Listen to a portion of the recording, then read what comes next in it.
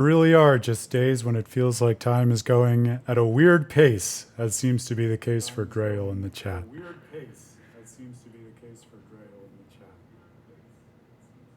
Um, Hang on. Oh, I think I know what was going on. Sorry, I started the stream and then I heard myself talking to myself, which I usually don't. But I think that's because my laptop is set to play back my input, and I usually have the volume off, but I had it on because I was testing. All for good reason, though, because the happy ending to that little technical gaffe is that, as promised on Wednesday, the new piece of tech for getting higher audio-visual quality out of my PS3 arrived in a timely manner on Friday. So cross your fingers and toes, but I was playing around with the output a little bit before the stream, and it seems like what we're getting from the old little PS3 engine that could is better quality on the stream now. So hopefully that'll be worth it. We will find out shortly. Well, Grail, the other option is I was just doing an extended riff on our space-time jokes, and I was just echoing to myself through time, like what happens at the end of Golden Wind in JoJo's Bizarre Adventure. In any event, my dear friends, it's a Friday stream, if you couldn't tell that already. Welcome to Tales of Praxis. I am your host, Aaron Suduko, the founder of withtheterriblefate.com, your online volunteer home for the most in-depth analyses and celebrations of video games, specifically as a storytelling medium. So if you love games, if you grew up with their stories and engaging with the worlds of storytelling and philosophy and everything in between through your favorite video games, welcome home. You've found the people who are just like you and want to talk that to death. Tales of Praxis, specifically, is a series in which we're talking and celebrating and exploring just Namco's Tales JRPGs to death in two main venues. One is this streaming live book club home, which you found, where we've been playing through some and eventually, hopefully, all of those Tales games, of which there are many since March. Started with Tales of Symphonia, the remastered version of a classic that meant a lot to myself growing up and to many other gamers. Then went into Dawn of the New World, its sequel. Then we went to a very different world with some very different considerations in Tales of Zestiria and Tales of Berseria. And now we are working our way through something different yet spiritually similar in some ways, as we've already been unwinding, namely Tales of Graces F. And if you are a newcomer to the stream and you're excited to check out something new from the beginning, or if you're just a fan of the Tales series and wildly excited about the new content that's dropping this coming week, we do also have a plan for streaming Beyond the Dawn, the surprise, much anticipated DLC for Tales of Arise, which is going to be out this coming week. We're going to be marathoning it in that kind of live book club format that is essential to the way in which With a Terrible Fate thinks about streaming. So check that out, put it on your calendars. If you're able to hang, that will be a lot of fun.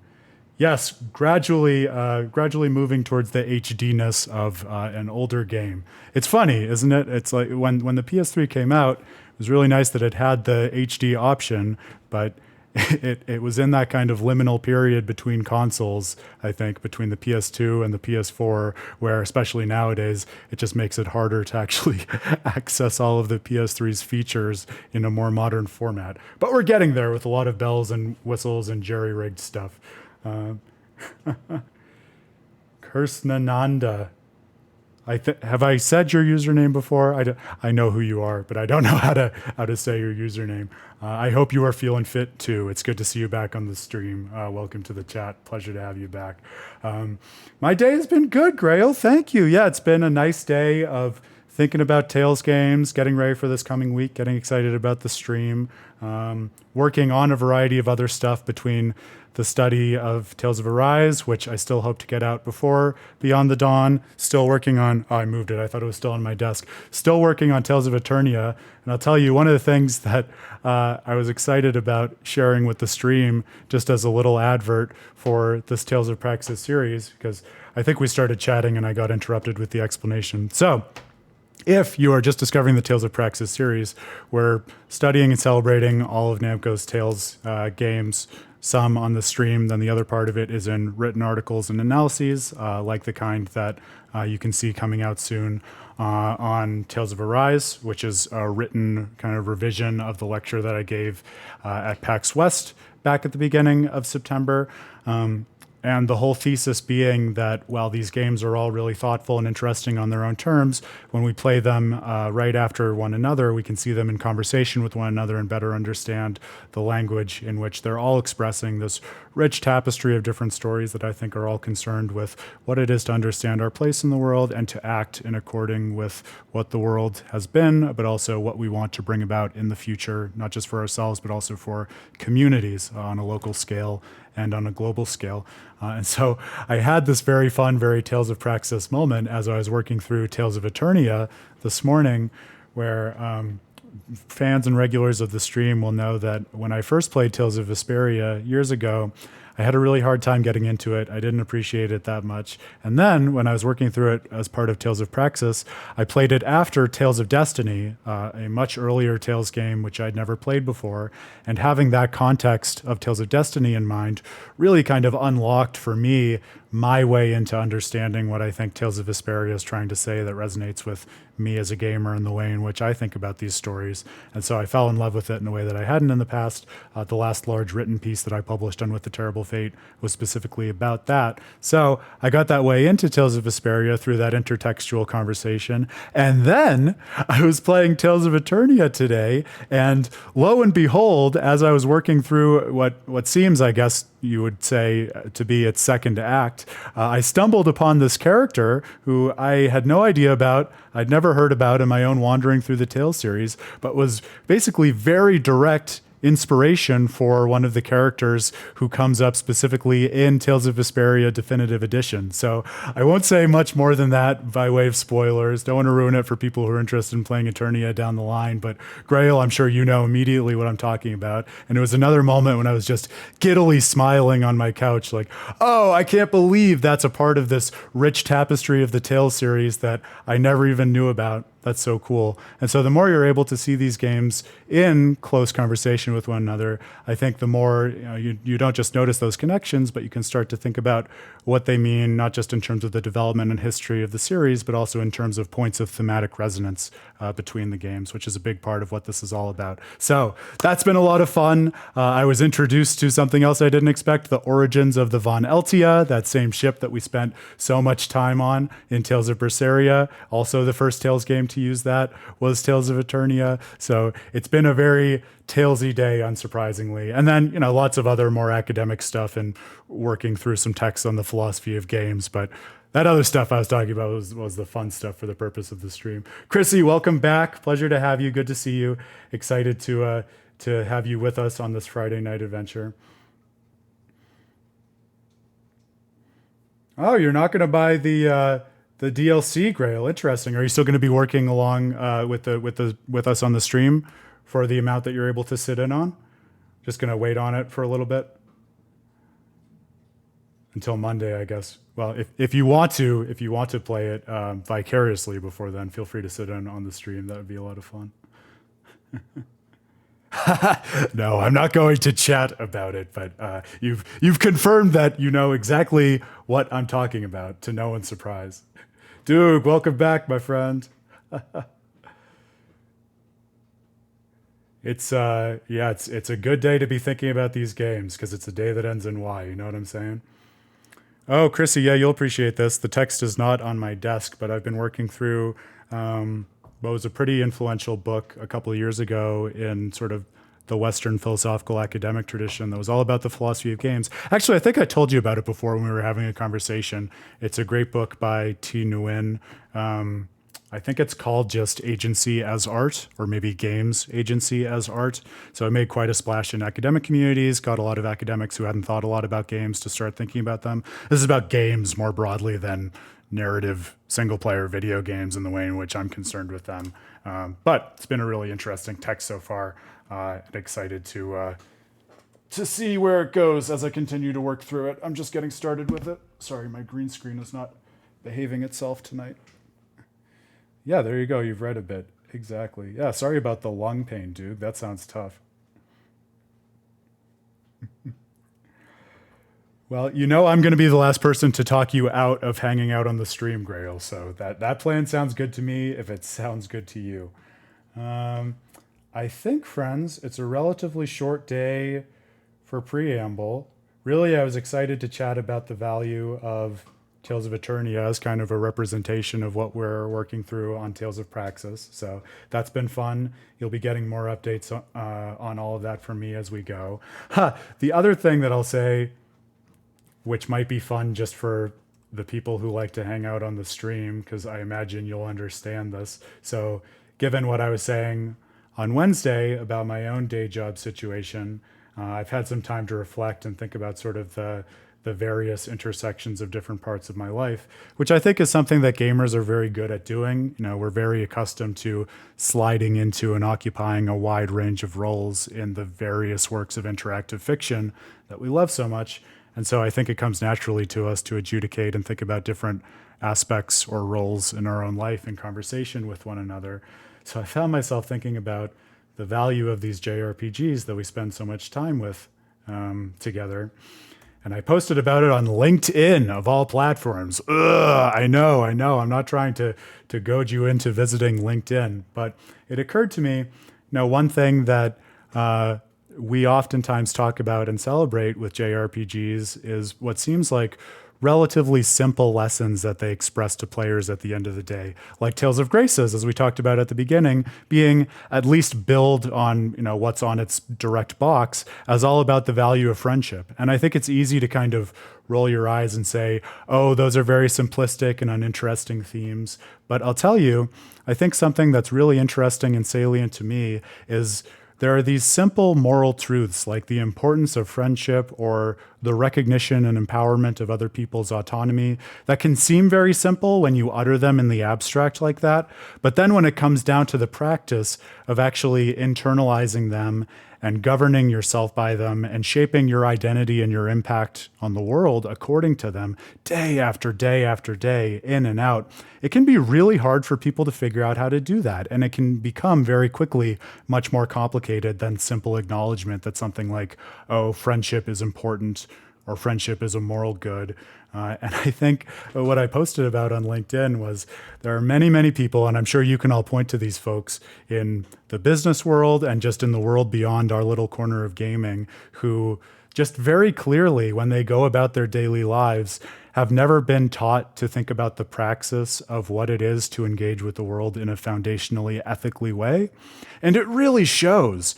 And especially at a place like LinkedIn, I called my own network out a little bit in a friendly way about it, because I think many people who consider themselves to be very thoughtful business people who know how to adjudicate things like strategy and even working towards social good through business, they oftentimes, without even meaning to, are very good at instrumentalizing other people and other communities and not even registering it as something that ought to be corrected and is less than ideal. And I think we all really have a special kind of perspective and a debt that we owe to video games in general, but especially JRPGs, because I think when we ask ourselves, like, let's switch to Tales of Graces here. When we look at a stream like this, right?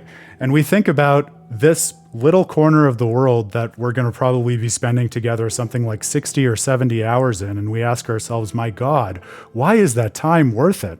Well, one reason I think that is truly material and substantial beyond the realm of JRPGs themselves is that these long, robust plots with so many characters struggling with so many journeys that adjudicate the individual with their communities and that involve the player in thinking about how the world came to be as it is, how it's going to change in the future, and what role our actions can play, not just in the future trajectory of the world, but also in the identity formation of these characters.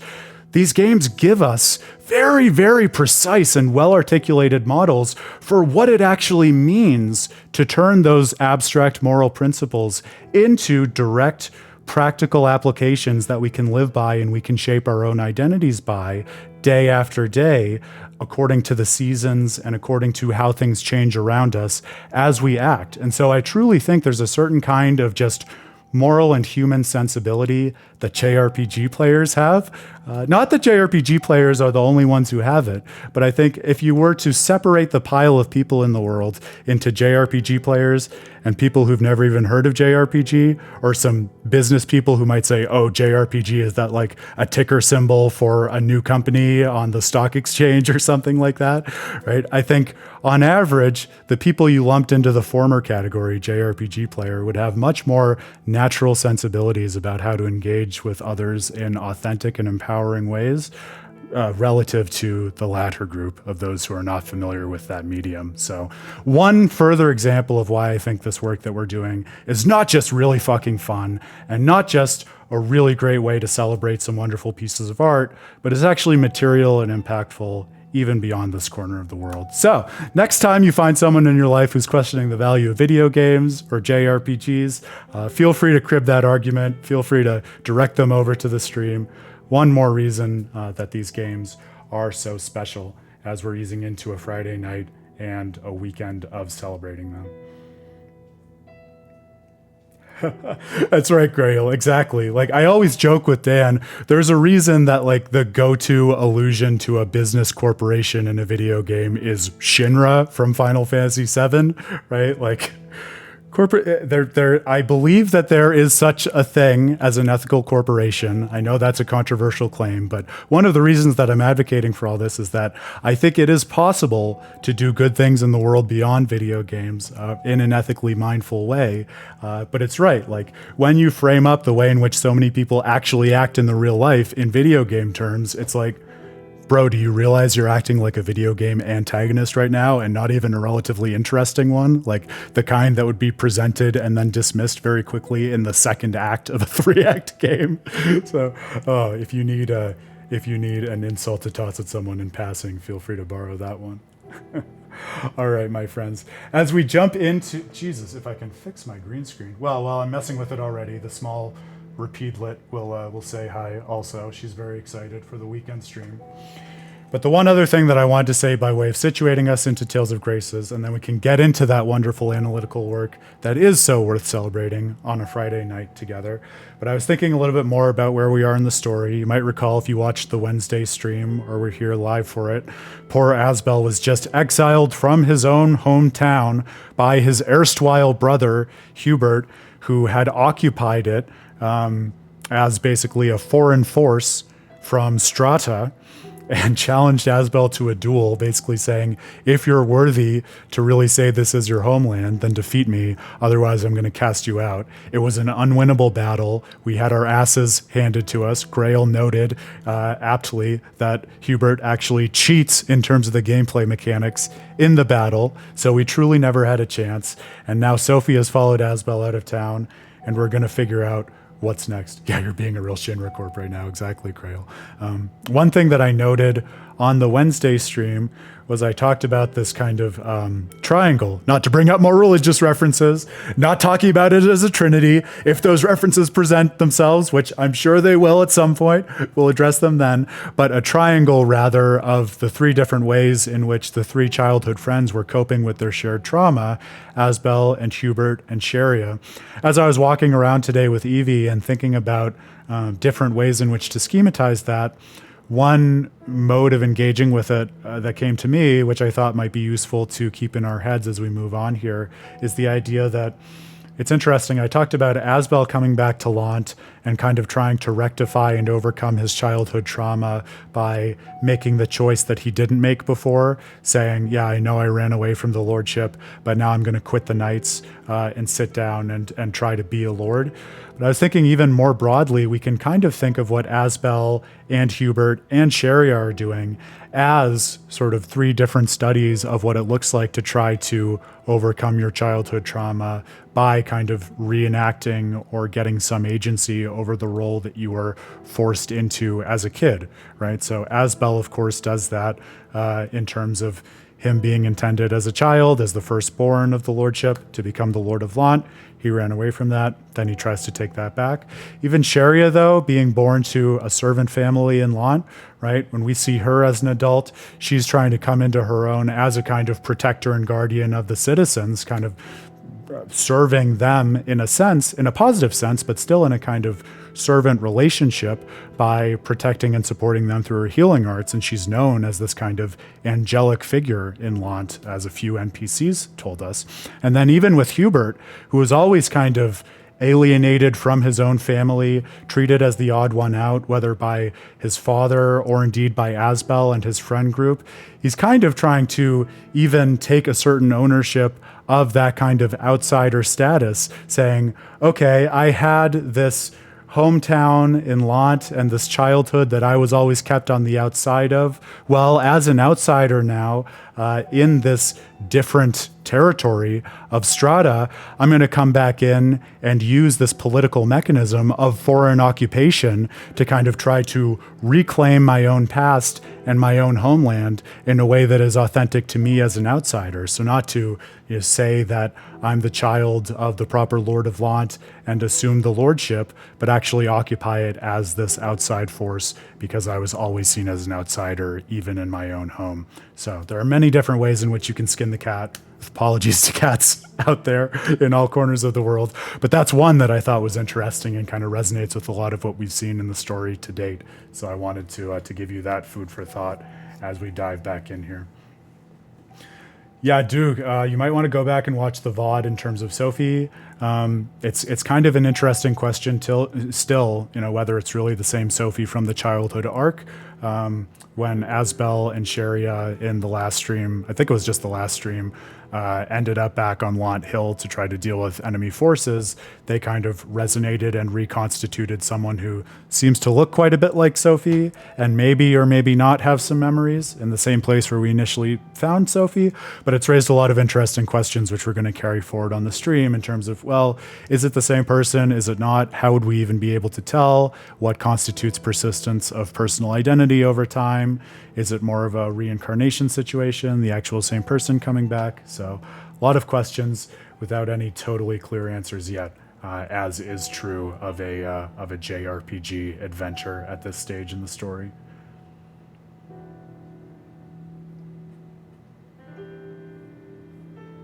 I'm just going to catch up on your messages real quick to make sure I didn't miss anything, and then we're going to dive into it here. Yeah, and this is something that we had coming up, I think, on the stream. It sounds like you weren't here for, Duke, but Sins of the Father, definitely. We've already gotten some more windows into Aston and kind of a more complicated way in which he saw the world and his relationship with it. So excited to see that continue as we go further here.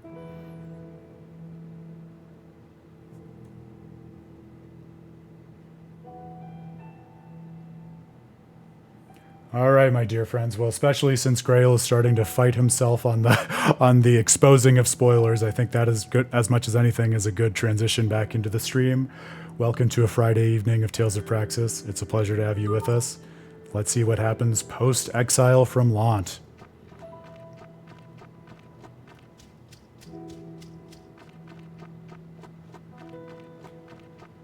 Game on.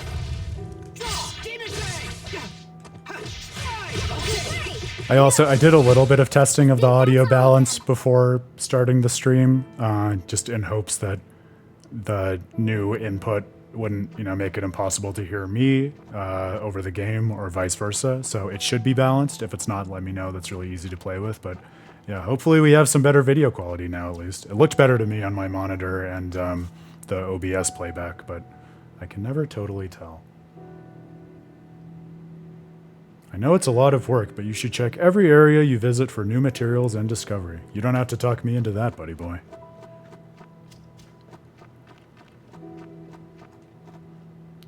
The way ahead is pretty dangerous. I wouldn't take this road if I were you. Well, we're not even allowed to, so no worries there. I can't lose. Okay, Ha, so it was an upgrade after all, Grail? It's coming through as improved in quality. That's great. I'm so glad to hear it. Can stand before my blade. I mean, it's HDMI now versus an upscaled, like, three-pronged component input, so I would be more surprised if it weren't improved, but it's still reassuring to know that it seems to have done its job. Extracting effects. If you dualize two pieces of tempered equipment, you can extract their effects and produce a gem that anyone in your party can equip. Ah, yes, this is all coming back to me now. Of course, the dualized gear will no longer carry said effects, but if you decide to dualize them again with new shards, And see, I do. We were talking about this a bit last time. I think this kind of just cyclical way to repeatably improve and scale up equipment was a big part of what they were trying to go for in Zestiria and Berseria as well, but this way of doing it does seem more intuitive to me than what they were presenting in those later games. Be ready for battle. Strike! Not yet! Draw! Not yet! Is that all? Demon Fang! Eagle dive! No one can stand before my blade! I know we've spoken a lot about the music too, so it's not as if this is anything new, but the fact that even as we're now wandering through the field, we still have that just sorrowful, mournful piano track as opposed to more typical field navigation music, because this is, you know, the context of Asbel leaving his hometown after being banished by his own brother and kind of failing in his very short-lived journey to rectify his past. Like, the fact that that sad song is consistent across the exploration, I think just adds so much pathos to the gameplay of the story. Strike! Yeah! Okay! Yeah, Dragon! I think that's all of Oh, them. Grail, that's huge! Congratulations! I'm so stoked for you, my friend. Ha, yeah, it's true. If we ever get a Grace's stream without any, that will be the odd stream out, and worth, well, not worth celebrating because this is very cool, but worth sort of enjoying for the happy tone while it lasts, I guess. In a game like this, it's probably going to be fleeting. So tell us how the finishing of Chapter 1 went. Was there anything that surprised you in your own creative process, or things that you discovered in the working out of your story, stuff like that?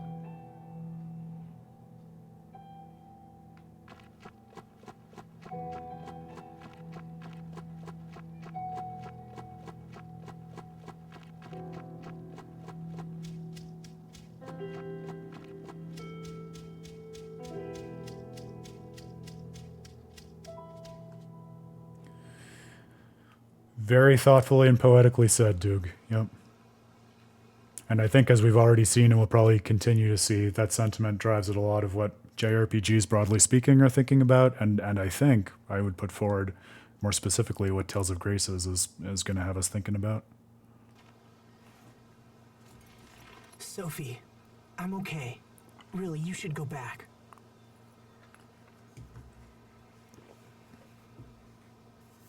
I will protect you. No.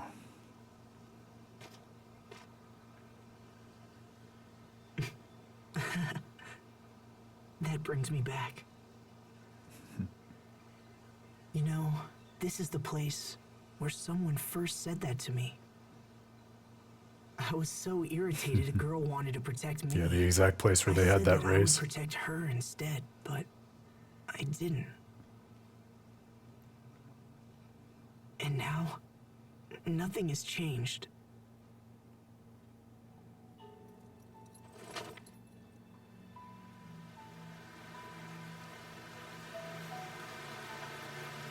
Oh, it's the title theme, but in a sad piano track. Completely helpless. I'm a failure. I didn't save anyone then, and I can't save them now.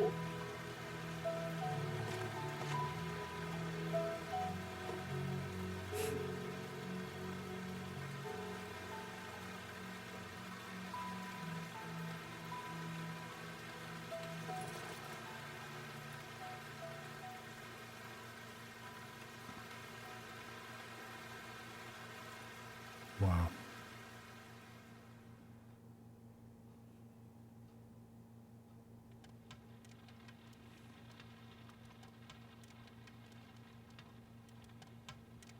Sorry about earlier. That was kind of embarrassing. There's something so just thoughtful and, to me, quietly poetic about that gesture that they each, and I think other characters like Sharia have done throughout the game so far, that placing of the hand on the top of someone's head. Because when it starts out at the beginning of the game, it almost feels like, yeah, pejoratively patting someone's head like a pet, like we talked about with Sophie, right? But especially in a moment like that, and the way that Sophie expressed that gesture to Asbel when he was so broken. Like, I don't know whether that particular gesture has any like known and broadly accepted symbolic meaning in a particular tradition or culture, but I almost read it as this kind of humbling acknowledgement of like, I see you, I witness you, and I will support you, and you can let down your walls. You don't have to be so defensive or protected or scared, because I will protect you, in that kind of sentiment of what it was that Sophie said kicking off that scene. Just feels very very safe and inviting, I guess. Do you really want to stay with me, Sophie?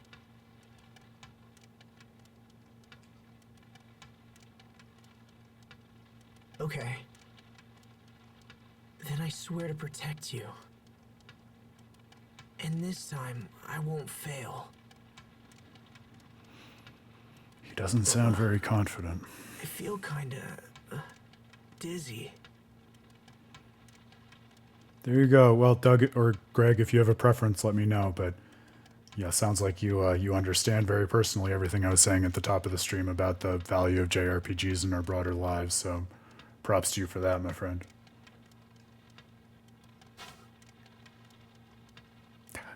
Your head feels hot. Yeah, you can't get away from it, Grail. You're the Carol of the group in terms of relative ages. There are worse characters to be. Damn it. Not now. Asbel,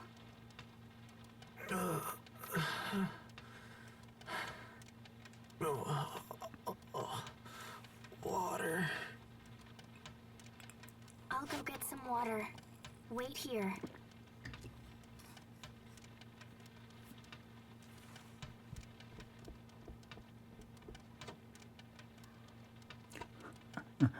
Oh, Doug, I'm so glad that we can give that to you. A sagely mood. I love that.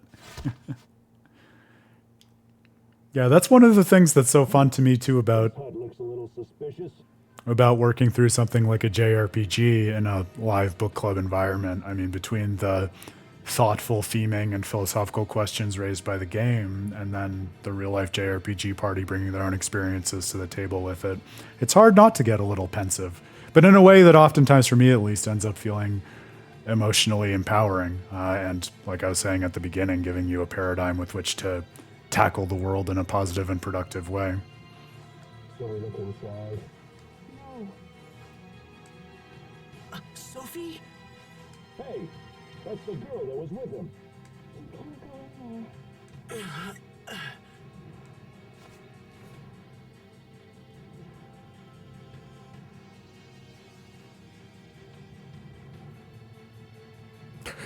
Come on, Grail. We've all been there at one point or another.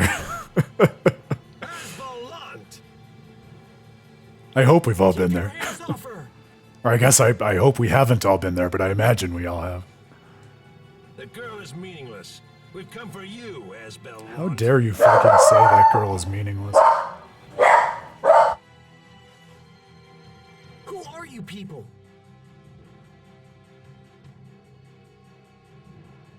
stop.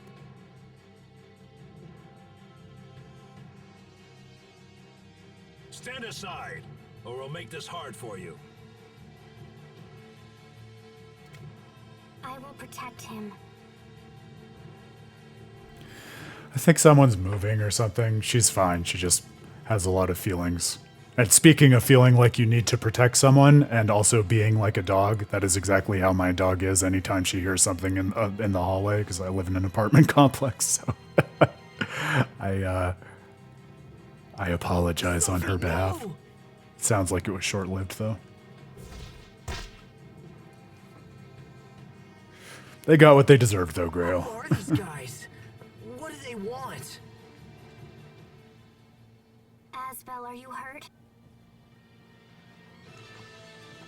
I'll make it. But we need to get out of here. Let's head for the port.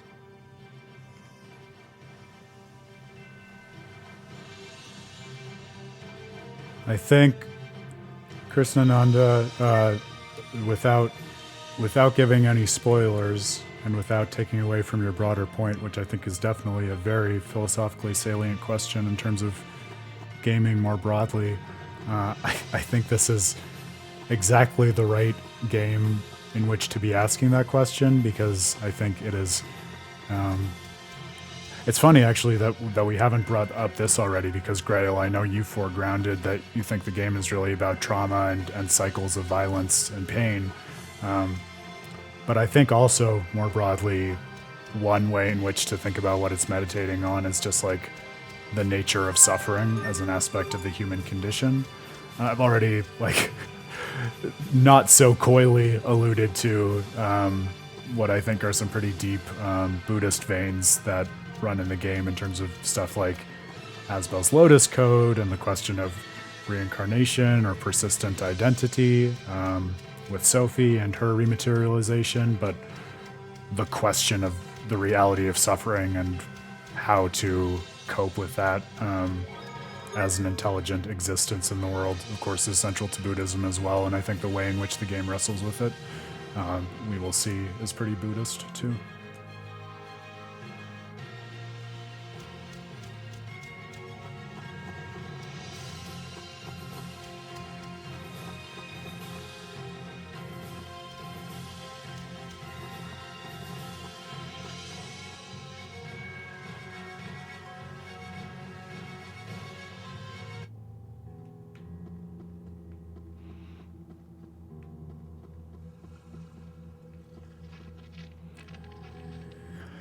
Which then, Asbel, are you and we alright? could even frame that up as a challenge, right? Like with the conversation that's going on in the chat right now, which I think is really interesting. Like, given that sort of the possibilities for modes of action and capacity to have an impact on the world, at least in terms of the tools that are directly available, are substantially different in a game like this and its fictional world versus the real world. Like, take that as a challenge and, a metagame perspective as the player, right? How can you take the ethos and perspective of the game and the characters within it and enact similar modes of engagement in the real world in a similar spirit to what I was talking about at the top of the stream? I'll be fine. But look how crowded it is. The ferry must be late or something. Everyone remain calm! The capital port is still open, and the ferries are running on schedule! Oh yeah, and to circle back to that too, Grail, I know from virtually all the writers I know, myself included, that being precious with one's own writing and having a hard time getting over the hump of actually being willing to edit or cut sections or sort of, rearrange your masterpiece, so to speak, can be a psychologically very hard thing. So I hope you don't feel bad about that. I think for most people, steeling oneself to do it and saying, I'm sorry to all of the words that you delete is a process. Did something happen in Verona? Asbel, look.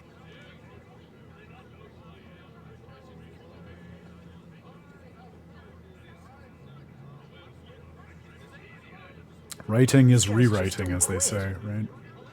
Come on, Sophie. We'll take the ferry to Verona.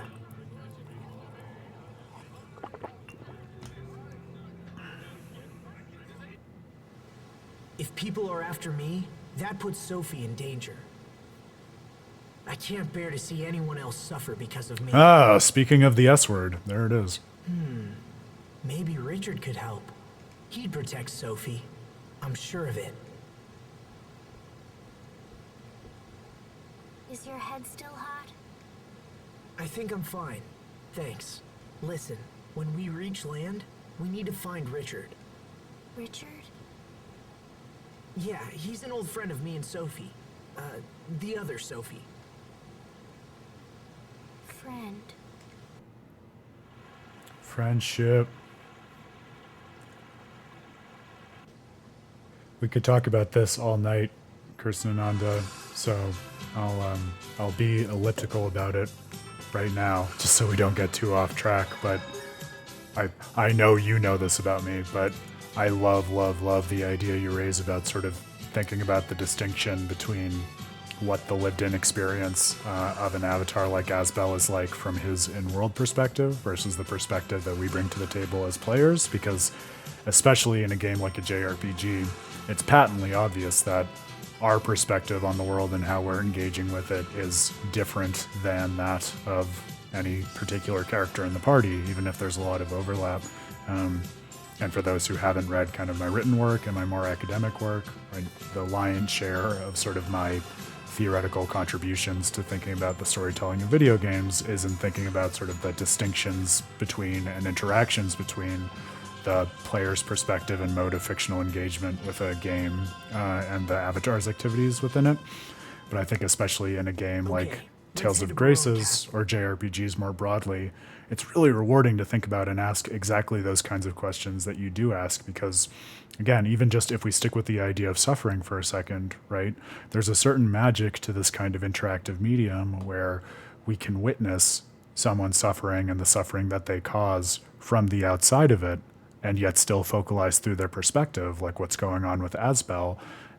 And we don't necessarily have to take on that suffering directly, but rather from our perspective, we can almost get something like a God's eye view of the world and the impact and the relationships even beyond that person who's focalizing a lot of the narrative. And it can give us standing not only to think about that suffering, but also to integrate it into the broader worldview and what we want to do with it. So kind of to approach it from Jump Street with that kind of more detached, metaphysical, and closer to enlightened perspective that you might hope would be affected through sort of mystical practices like meditation and a lot of what different mystic traditions practice in terms of not totally alienating ourselves from the physical lived in somatic experience of the world, but giving us a broader, more universal perspective on the network in which our body and that point of access to the world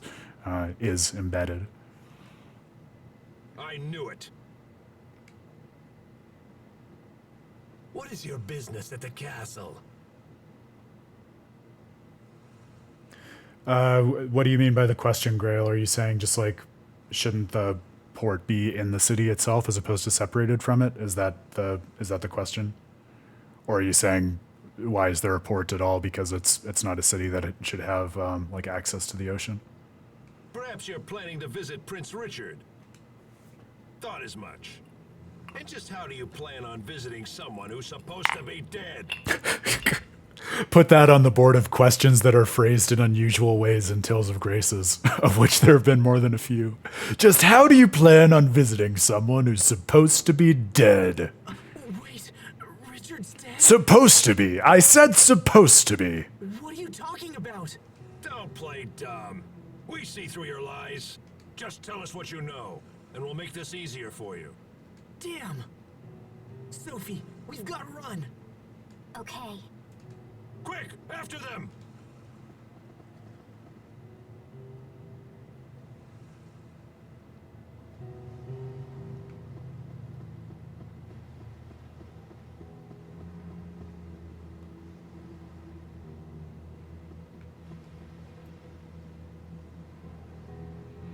Oh, His Majesty and Prince Richard are both dead. Oh my goodness.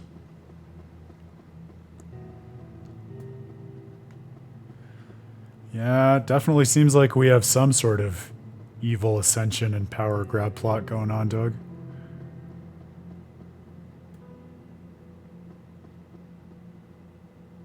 Right, I remember that.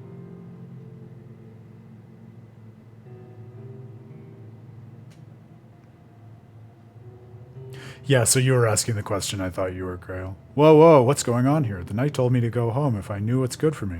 I have to keep remembering to read this stuff out loud, but I think I'm getting better at it.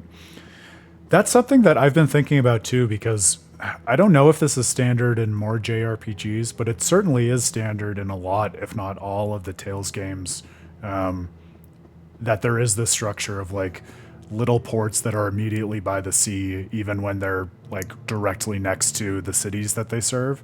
And so I almost want to ask someone with more maritime experience, or I guess just city planning in like especially old and medieval worlds, like if that was how like a lot of ports were actually laid out, where they were right next to the towns and cities that they served, without actually being within them.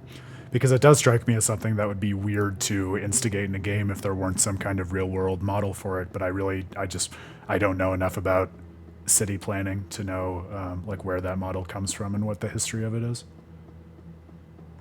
But it's definitely enough to make you curious if you don't know anything about its origins in the real world, like me. I don't care if you're wanted by the authorities or not. Your money's always good here. Oh, thank you, businesswoman. Don't have that much money. Oh, but this is what I need to get into the habit of, because I was talking about this at the end of the last stream. I'm still just treating shops as opposed to opportunities to duelize. Yeah, Doug, I know that vibe too. Also, it's like, I'm sure there is some kind of like, I remember reading about this a while back in the day because I was curious. There is some weird business logic to the fact that like there are certain streets on which it makes more sense to have like a bunch of Starbucks right next to each other as opposed to spreading them out more. Like there is some reason for that, but it does just like obviously look and feel ridiculous experientially as someone living there or navigating between the places.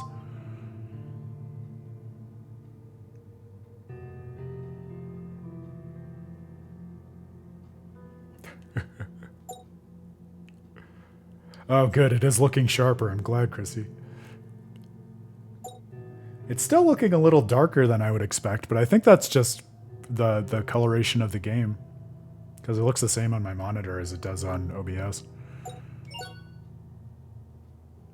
Alright, so I want to duelize Asbel's sword, and I'm going to do it with this long sword. And the items will revert to their base forms, and we will get a gem, and we should be able to continue upgrading the sword, I think is how this system works. Yes, alright, Grail said the same thing. That's good reassurance that Aaron is doing things in the way that makes sense. We're actually learning the system this time! What a concept! I fucking love it.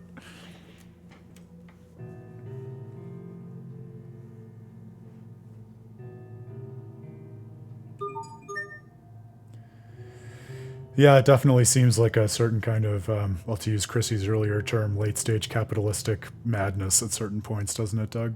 I can understand where you're coming from there. Awesome, thank you, Grail. I will take advantage of that. All right, extracting is a form of dualizing where you can combine two pieces of tempered equipment. When done, the top effect from each piece will be combined into a gem, and the equipment will then return to its non-enhanced state. You can then dualize the equipment again if you so desire. Psh, as if I would not so desire. Come on, game. Alright, so now you have an iron sword +1. And we can enhance it more. Yes. Oh, yes, give me CC boosting when we defeat a foe. I like that.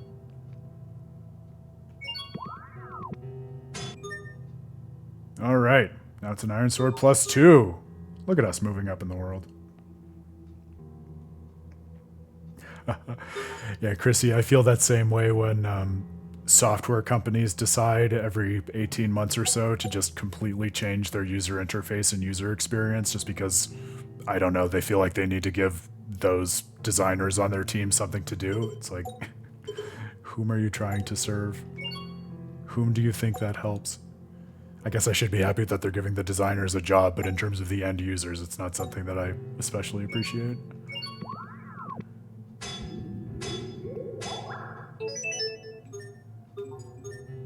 Alright, and so now that we have two that are +2, we should be able to...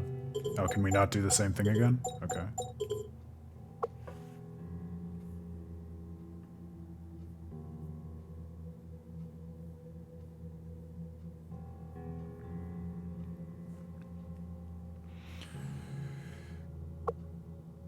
Alright. Oh, I understand. See? Aaron is slowly learning the system, so we can't dualize them again because we have to temper them. Yes, and again, Grail has said exactly what I just realized at the same time. I love this. See? We're witnessing learning in real time. It helps that I've already played this before, but it was in the past, so it's like, well, it's like Plato's theory of knowledge as recollection, or Socrates, depending on how you read the dialogues. Alright, we might as well do it with the equipment too. And now we have a different problem. We're going to be out of shards. But that's okay. That strikes me as a nice kind of natural limiter on not spending forever in the dualization menu, and instead actually moving on and progressing through the game to get more shards. Alright. Fantastic. I'm going to be happy with that. We can get a few more items. I feel good. Feel good.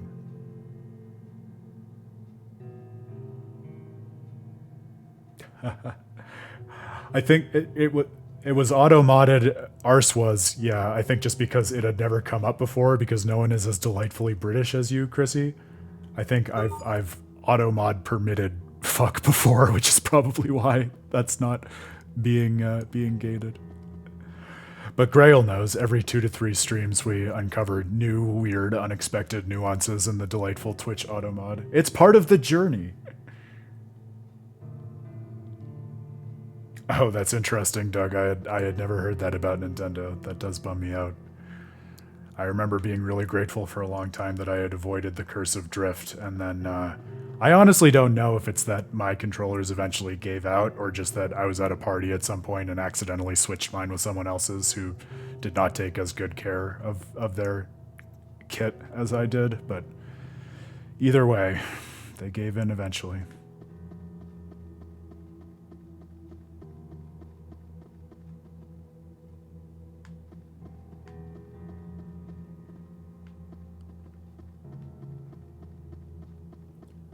Oh, is that new information? I thought we had gone back and forth about the Britishisms in the past. Sorry if I outed you as British, Chrissy. That was not my intention. Richard, You what? are you really dead? No, I'm not gonna subject the stream, especially Chrissy, to a terrible fake British accent.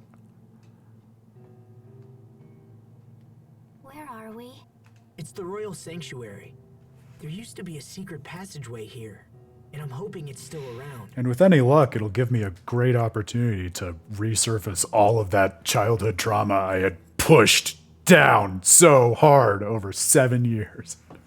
Should we look? Yeah, let's look. All right, Doug. Interesting hypothesis. Oh, nice. Let's see how it's You borne still out. break down doors, huh? Some things don't change. Still? I mean, yeah, never mind. My mistake. Let's go inside.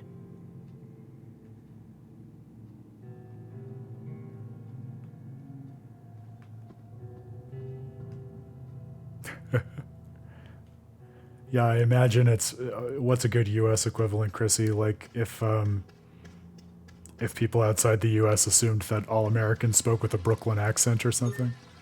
Water of absolution. All right. Back at the religious nexus of the capital. All right, 2 skits to get. Thank you, Grail.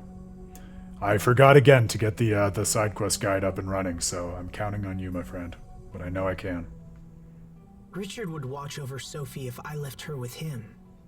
But is that really the right decision? No. Sophie is my responsibility. There you go, Chrissy. It's a good Just analogy. ahead is where 7 years ago. Hey, Asbel, I hope Richard is alive. Huh? Wait a minute. Do you remember who Richard is? No, I've never met him actually. But isn't there a chance he might be dead? Oh, that's what you meant. I wanted to think otherwise, but I guess you really aren't the same Sophie from back then. Got it. Thanks, Grail. I don't know, but I have this feeling I can't explain.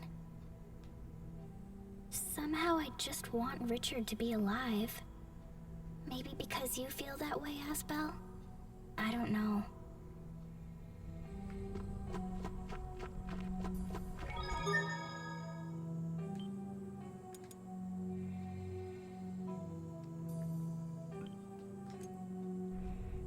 It's fun too. We talked about the similarity between like this new version or different version of Sophie and the way in which Velvet names the Malik, who's kind of related to her and kind of not after her old brother Laphicet. But you do get kind of a different color here where it's not just like the the namer, Velvet or Asbel, is projecting onto the namee. But also, like we saw in that skit, like Sophie is equally wrestling with these feelings and a sense of familiarity or history to which she doesn't have exact access, in which she feels like maybe belongs to her, but is also kind of foreign, and she doesn't quite understand how she even wants to relate to, while Asbel is also trying to navigate how to interact with her and guide her. So it's kind of more of a two-way conversation in this game, I think, than we got in Tales of Berseria. I'll keep on getting stronger. The heroic parrot, there you go.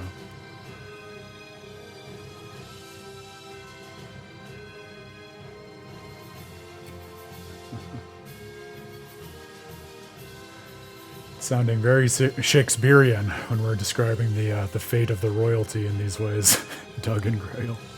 It's also possible to dualize 2 gems. Ooh, this causes them to fuse, leaving behind a very powerful gem. You have gems with the same effect and rank. Dualize them to raise their rank. I love it. Oh, so I guess I should see in terms of what's equipped. So are there gems that are worth equipping? Got it, so this is a defensive gem. And this is a chance of CC up on evasion gem and Krios attack. Alright, I like that for Asbel. And give that to Sophie. Perfect. Alright. Moving and shaking.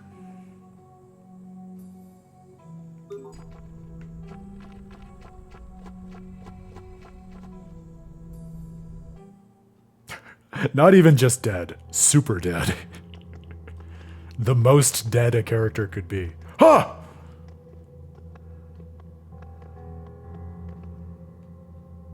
Wait a minute. Is that? Richard. Oh, not Richard, dead. hold on. Not having a great time of it, though.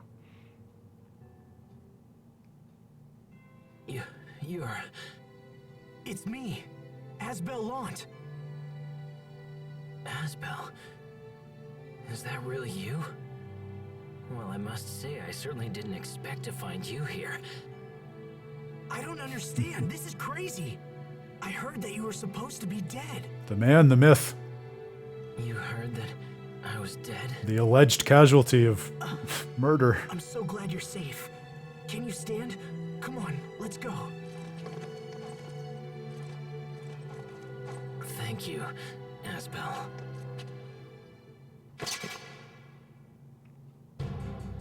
So you still live, Your Highness. Oh no! More of Cedric's men. He was already murdered, but in the future. I won't let you. We will survive.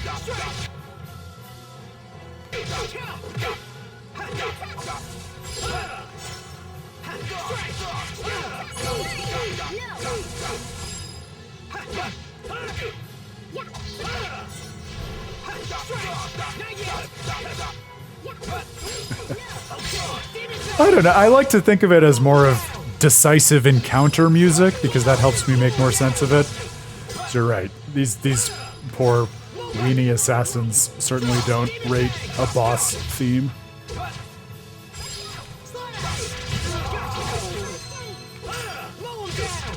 Maybe the intensity of the music is more in relation to the severity of the act that they're attempting, trying to kill a key character, more so than their particular status. I will say, though, also on the father figure's always dying, like, say what you will, but our boy Kratos got through Tales of Symphonia unscathed, so there are always exceptions, especially in a series as nuanced and pluralistic as the Tales series.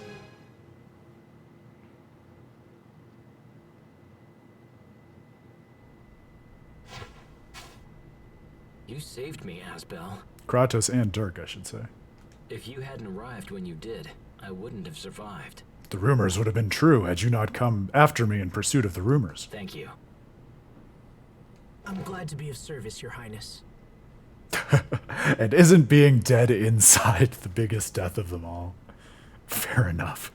Please, don't speak like that. We're... I forgot. I was going to try the other disc that I have for Tales of Graces tonight to see if I could avoid this stupid voice track issue that we've been having. But it seems to come back pretty quickly, so hopefully it will in this case too. We're old friends, you and I.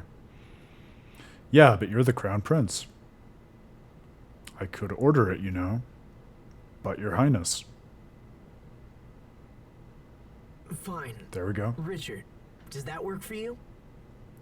This is my brand new disc, Grail, so I was thinking of going back and trying the old disc just to see if I could avoid this, but I totally forgot to swap the discs before the stream, so I'll try that on Monday. Perfect. Formality just doesn't suit you, old friend. And this is? Prince Richard, this is Sophie. Sophie? I was told she had been killed. To be fair, we were just told you had been killed, so we're even. This girl at the meadow. I don't know if she's the original Sophie or what, but she needed a name. I think it's her. They have the same feeling about them. You must sense it too. That's why you gave her that name.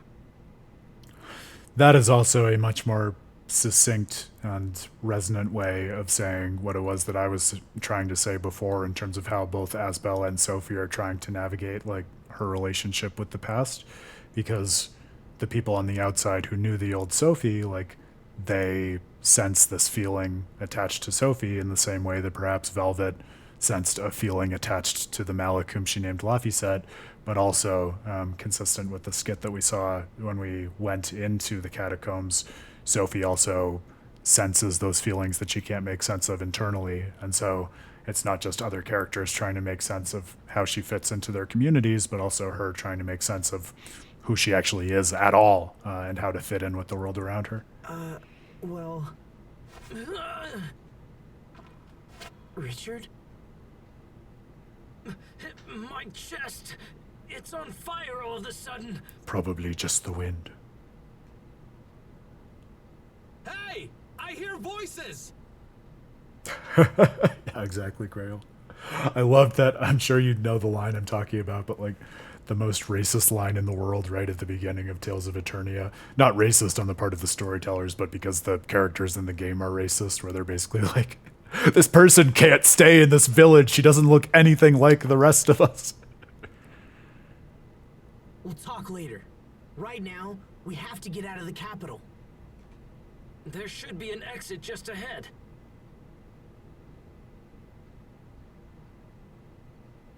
If we follow the high road, it'll take us to Grailside. That's where I was headed. The local lord, Duke Dallin, will help us. Now let's go.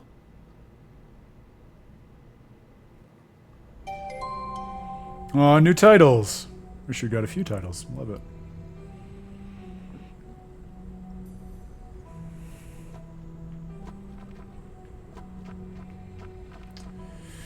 Yep, that's about the size of it. Exactly. Very explicit and on the nose about the color of her skin, too.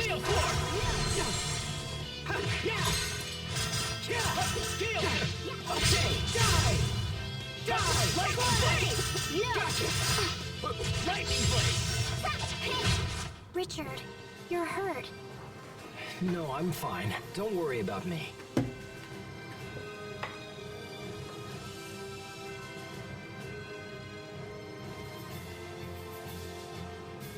Alright, Asbel got a title too. Oh, thank you, Grail. I forgot that we had to do that for each of them. Perfect.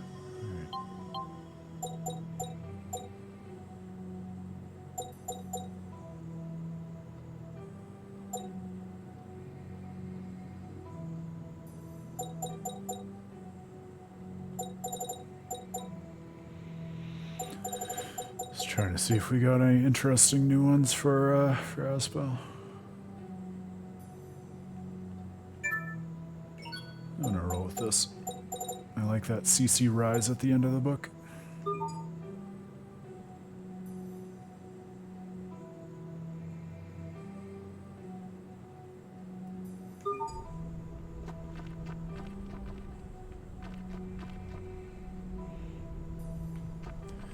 Yeah, there's definitely more to unfurl there in terms of the relationship and the motive, Doug. But I imagine we'll get more in the next while here. This is it. What's wrong? Back then, I vowed revenge on this door because I couldn't open it. You vowed revenge No, on a Grail. door? Let the game speak for I was itself. a kid. I wonder if I can open it now. Let's see. It opened a little. Was it always this easy? If I'd been able to open it like this back then, I wonder if things could have been different. Oh, buddy, don't ask that Asbel? question. Sorry, never mind. Let's go see what's on the other side.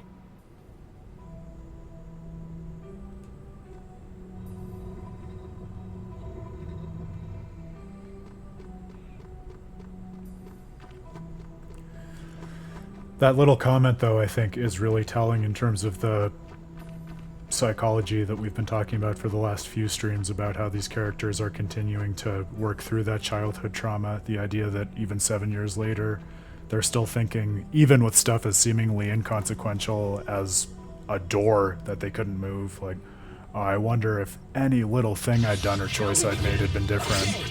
Could I have changed things? Could I have avoided the trauma that we all went through? Kind of torturing oneself through hypotheticals.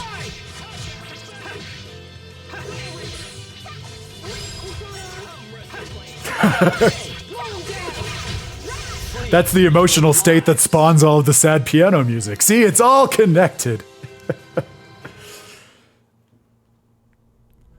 Connecting sad characters to sad music, only on Tales of Praxis.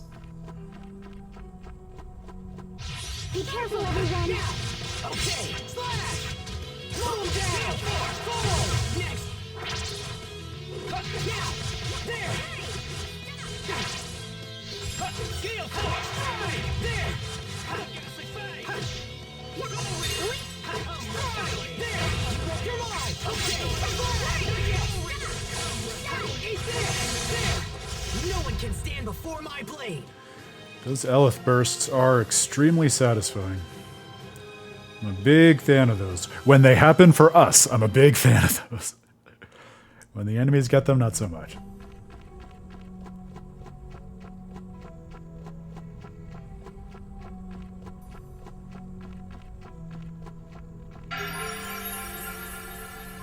Yeah, it's so nice to have him back. It's been a long time since anyone's come this way. There are still monster bones here. What's wrong, Sophie? I don't know. My chest. It hurts. The air is thin here. Perhaps we should hasten our escape. Here, Sophie. Take my hand. No, I'm fine. Sophie? This is unexpected.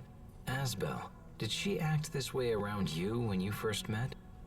No, not really. Interesting. Then perhaps the problem lies more with you than it does with her. Me? Even after 7 years, you haven't changed at all. Anyone would recognize you. It was easy enough for me. What? I've changed? Maybe you just changed too much. What's wrong? Is it your wound? It's been a long time Very since I brutal. laughed. I enjoyed that a bit more than was sensible. Richard. Let's do this! Okay, move down!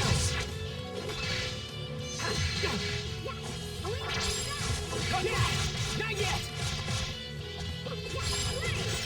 Strike! There! Lightning blade! There! That is definitely the funniest time to be saying run for your lives, isn't it, Grail? Timing is everything with this guy. Strike! There! Strike! It's a nice cadence to these first few streams of the story following the time skip as well. It's like, Nice, Richard. That was impressive. Well, I'm nowhere near your level, Asbel. I didn't want to talk over the great post-battle dialogue that we were just talking about. We may be spoiled because all of us hanging out here probably play way too many JRPGs, and so we can have just sort of a sixth sense for what's going to happen and what's not gameplay-wise in the story. But assuming that you're not spoiled by that, I think, you know, with the way in which everything is turned upside down after the character arc, it really is a live question, like, which characters are going to come back? Which aren't? Who survived? Who didn't? And so rediscovering characters like maybe Sophie, maybe new Sophie, appearing as if by magic, willed into existence by Asbel and Sharia on Launt Hill, or hearing that Richard is dead, only to discover him grown up and still kicking and excited to see his friends for the first time in 7 years. Like, there is, at least to me, I think, a certain special sense of magic and discovery to that, where it doesn't feel like they're just returning to the party through some kind of perfunctory sense of obligation, serving the plot because they have to, but rather that everyone's paths are kind of serendipitously crossing again in a similar way to what happened back 7 years earlier.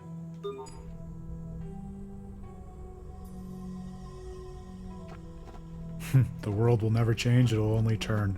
I like that, Doug. It's a nice aphorism.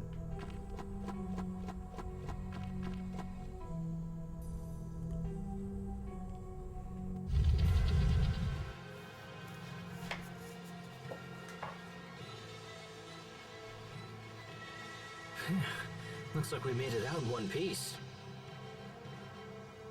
Yeah, and I think that's another face of what I was speculating about there, Grail. Like, I feel like there's such an interesting way in which the childhood arc almost jumps rope with the line between serendipity and chance encounters and something that feels fated after it happens, like that trauma that happens in the catacombs, that then when we see everyone grow up, at least for me, it's very easy to buy into the idea that their lives could have gone in any number of ways. And so I would almost find it believable if any different subset of that original group met up or didn't meet up again after the fact. And I imagine you could tell interesting stories about any different combination of them so doing.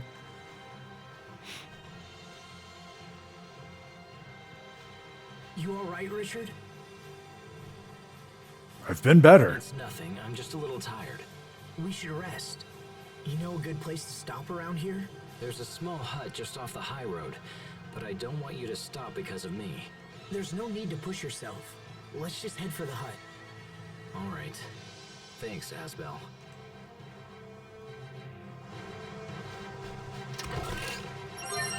Bright red ribbon. If you wear this on a first date, it's bound to end well, right? I really couldn't tell you, game.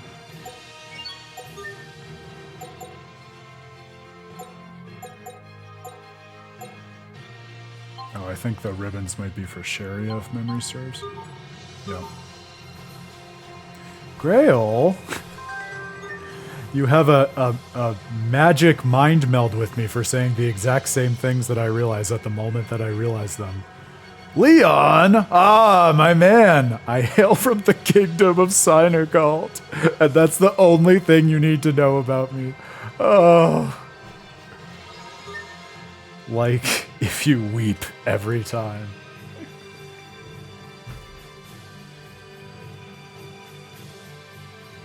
If you want to know why Aaron weeps every time, he said, in a shameless moment of self-promotion, because it's all about Tales of Praxis, and this is the best audience with whom to share it, read Aaron's treatise on Leon, the story from which he hails, and what it all has to do with Tales of Vesperia 20 years later. It doesn't count as self-promotion if it's all part of the same series. Grail, I read your message too fast, and I thought you were petitioning me to get a Leon costume made for myself to wear on the stream. Which would be a different vibe. It would be a vibe, definitely, but a different one.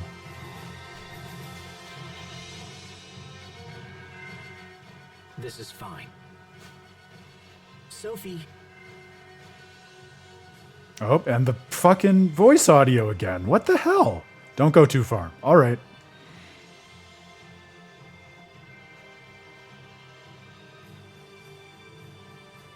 Richard, what happened back in Verona? My father was murdered. What? And we're back. Yes. He was killed by the very knights who were sworn to protect him. Thank you, Chrissy. I was mostly joking, but the affirmation is meaningful all the same. They would have killed me as well, but I hid among the bodies and escaped detection. When Treason the from within the guard, ranks. I went to the secret passage and fled for my life. I can't believe the Knights would do such a thing. Kind of seems that way, Doug, yep.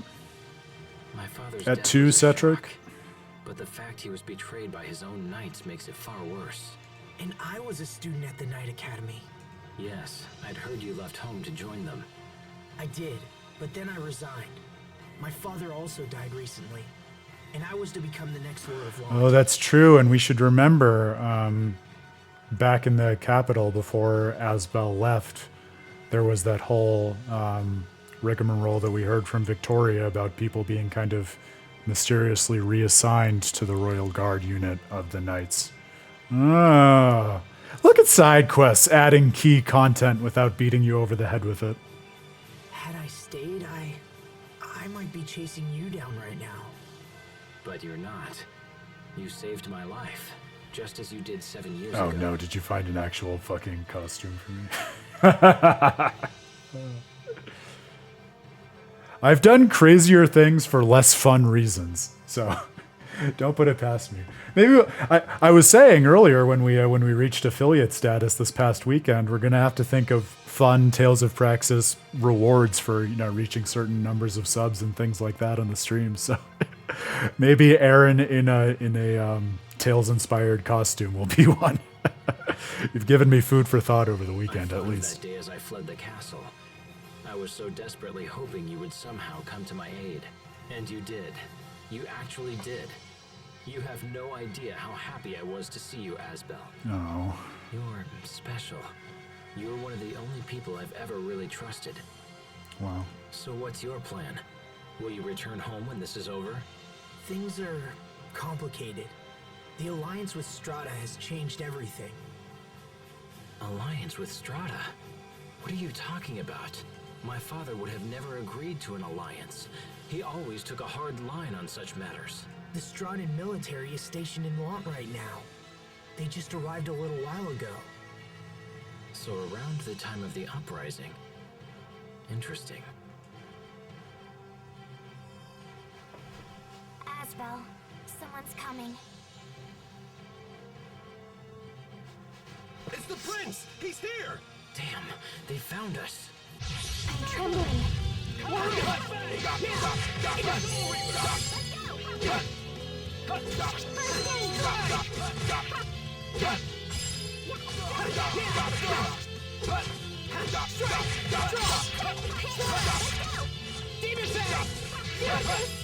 Come, Ghastly Fang!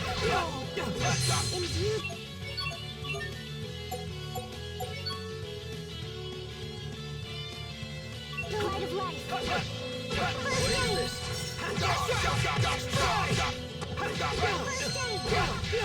Imbue the light of life. I failed everyone. Oh, didn't like that.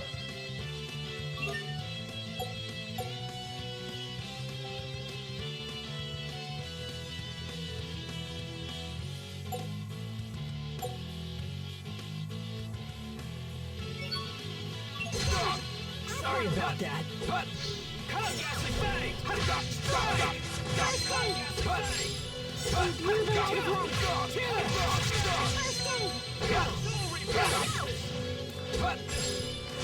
Does seem like a more challenging fight than I was expecting from a group of 3 knights. I guess that says something about the caliber of the average knight in terms of who Asbel's peers were, right? And Asbel himself was training to be a knight, so I guess we shouldn't be that surprised.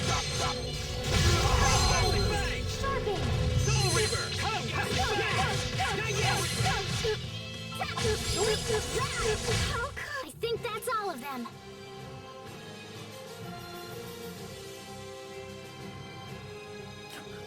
What? Lazy? I'm sure I can't relate to that at all, Grail. What? No. No.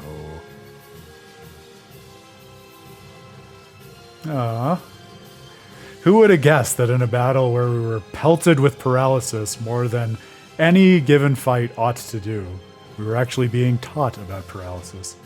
The real paralysis were the enemies we fought along the way. Paralysis is an annoying ailment, yet that is the best description of it in any Tales game. It has a chance of stunning you each time you perform an action. So, built-in stun lock if you're just learning this or haven't played a Tales game yourself before.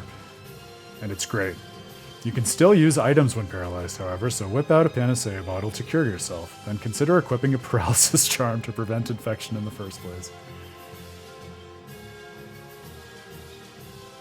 Oh, yep, that makes a lot of sense, Grail.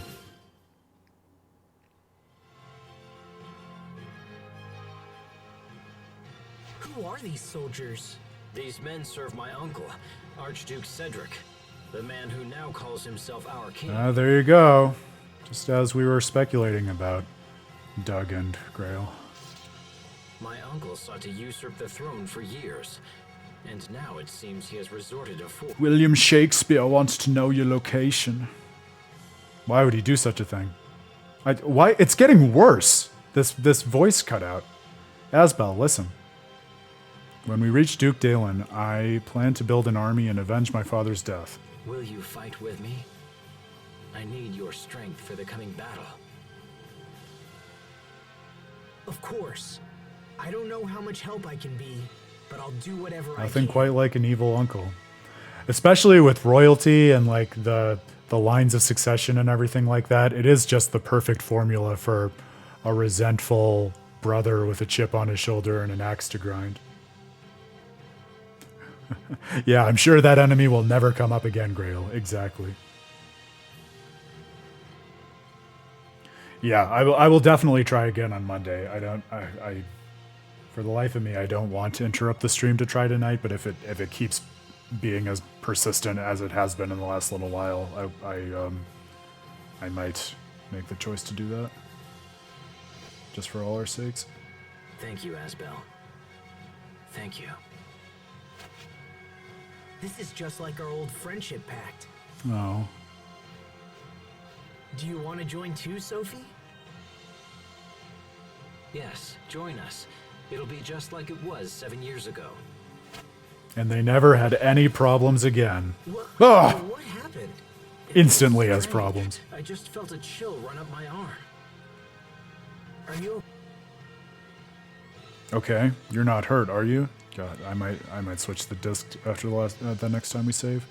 I'm fine, but we should get to Grail's side as quickly as we can.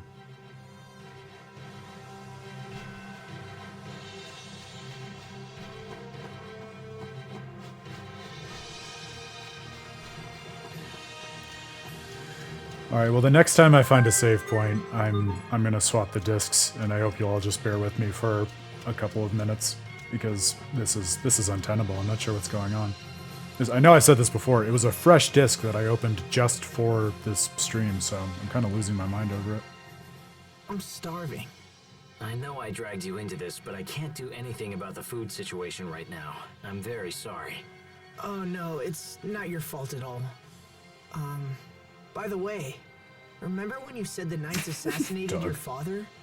Are you sure about that? Oh, thanks, Grail. Yeah, I'll go back to that for one. you to hear, but yes, I am. I'm no longer. It was a very loose Werner Herzog impression. Good ear, Chrissy.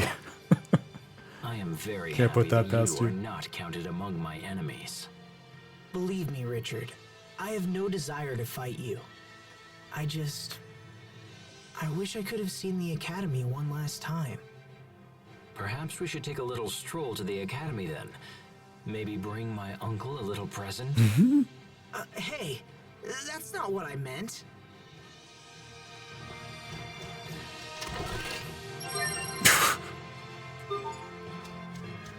We put a paralysis charm here, as a joke.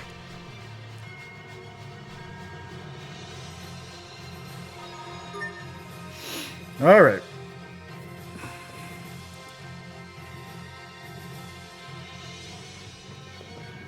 Well, cross your fingers and toes that it is just a disc issue.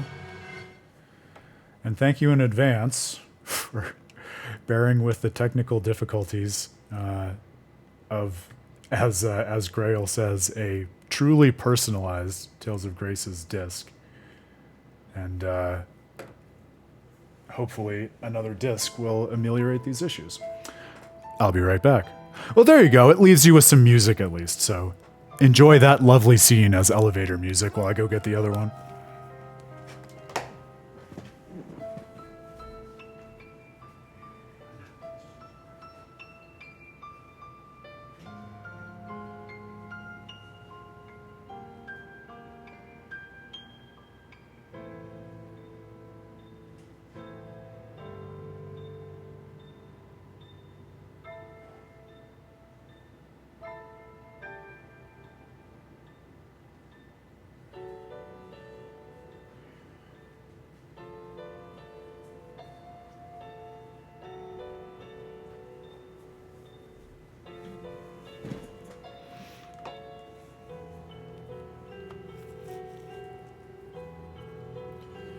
That is a pretty good line. I love that.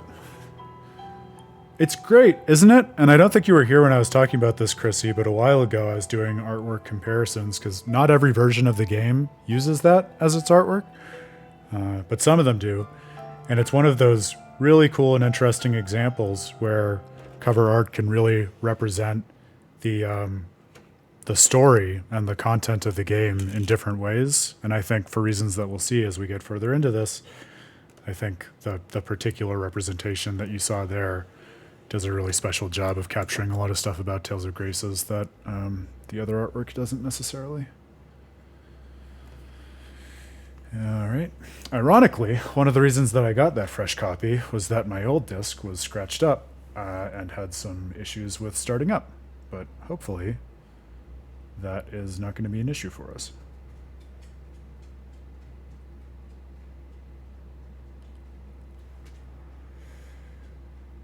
Pretty great check.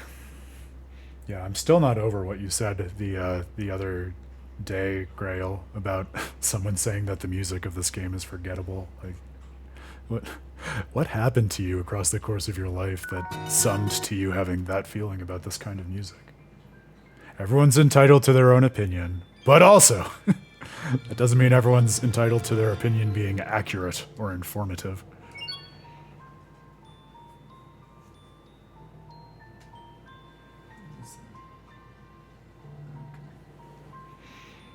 All right.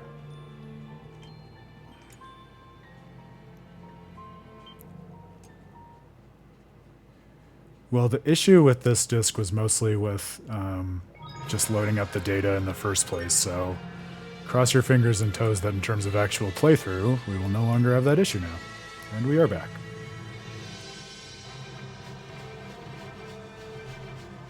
All right. I can't lose. Draw! Mow him down! Okay, demon bang! Yeah, I mean, To regret this. the other half of everyone is entitled to their opinion, which I didn't say, but when you say that, I want to say it is like, not every opinion warrants a response either. Spoken as someone who I think probably most people here will know has more love than any human ought to for the Nier series and its music and everything else to do with it.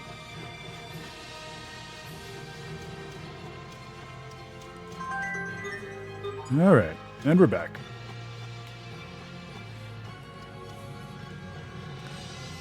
The direction, Fozulos, indicates changes a bit, depending on which nation or location you're in. In other words, just because you can read it doesn't mean you're getting accurate directions with it.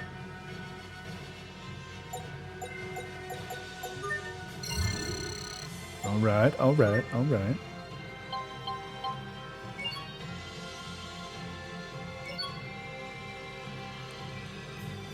Alright. Give me that gem. Give me that accuracy boosting effect.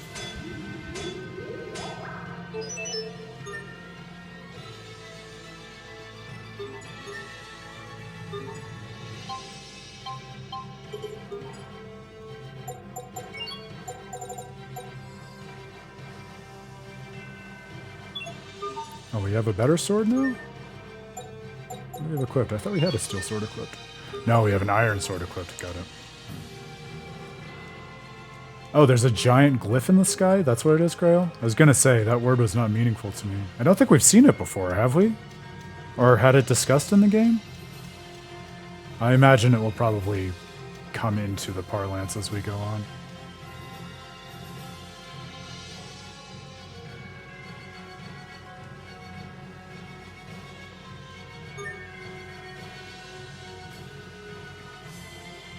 Got it. Yeah, I'm sure we'll get plenty more views and discussions about it. If I know my Tales games. Alright, steel sword, steel gauntlets, steel saber. Oh no, we don't have enough money. What can we sell? I feel like we were pretty close.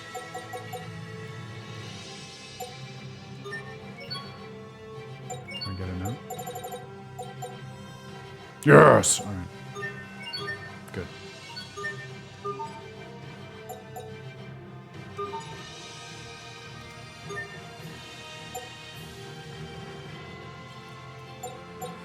So, okay, I probably want to leave Asbel with his iron sword +3 just to temper it before we switch. And also Sophie with her iron gauntlets, and then we can switch. I think that makes sense. Oh, really? That's interesting. Accuracy is one of those stats. I don't know if other people play video games like this, but there are some stats that I know are important, but I, as a player, will never pay any attention to just because, I don't know if it's because I don't know how to wrap my head around them, or I just don't like focusing on that many stats at any given time. But accuracy is one of those stats for me.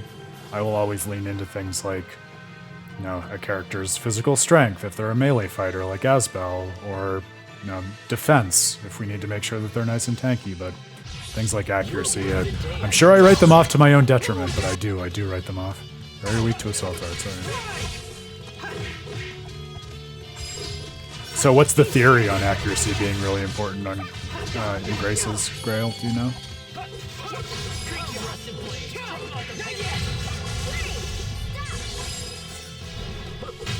Nice, Richard. That was impressive. Well, I'm nowhere near your level, Asbel. Tension shard, alright. Oh, speaking of accuracy, Asbel just got some accuracy points. And Sophie gained an Attribute Maiden title. Oh, game, stop coming after me. So you're a broke joker, eh? Well, no worries. You can dualize materials dropped by enemies into items and then sell them, or even sell gear and gems you're no longer using. Or try going to an inn and completing some of the requests you find there. Game. Well, thank you for trying to help. Broke joker, that's a new one. It did not feel good. The southern bridge up ahead isn't just a bridge. It's a fortress that happens to be shaped like a bridge. Barona's western border is protected by the lake, while that fortress guards the Southlands. Alright. On to the bridge fortress.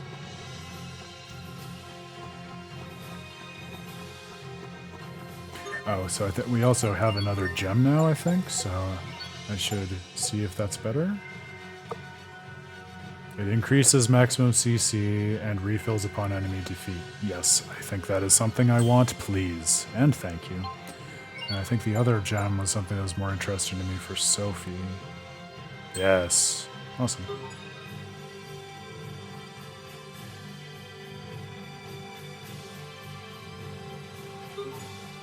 Interesting.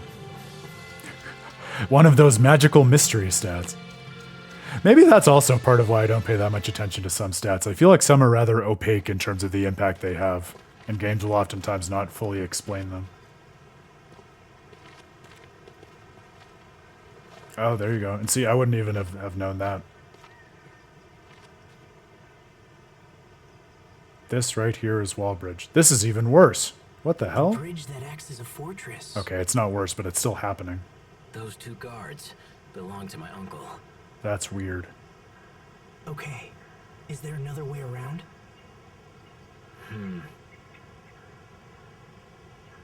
I know of some other routes, but they all run through the capital. This is bad. We can't possibly return to Verona now.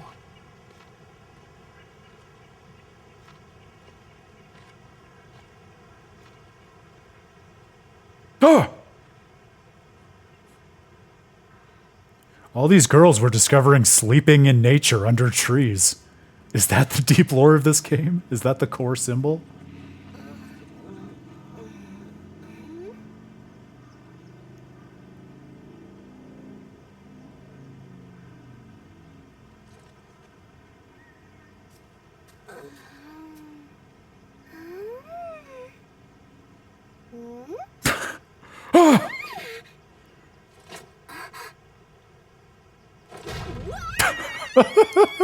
Sophie!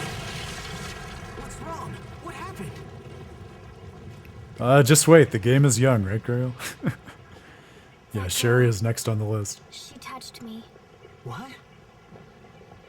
No touching! No touching! I touched her. I really touched her. Once more, please, wait. Let me touch her again. Who are you? Who, me? I'm Pascal. It's nice to meet you. Just what do you want with Sophie? Oh my gosh, I never thought I'd see a real one in person. It's like meeting a celebrity. Imagine being that excited to meet anyone. What? I said see because I just saw her illusion a little while ago. Illusion? What are you talking about? Do you know something about Sophie? Well, yeah, I Well know put, all Grail. about her, but it's kind of hard to explain. Try. It'll be faster to just show you. Come on, it's right over there.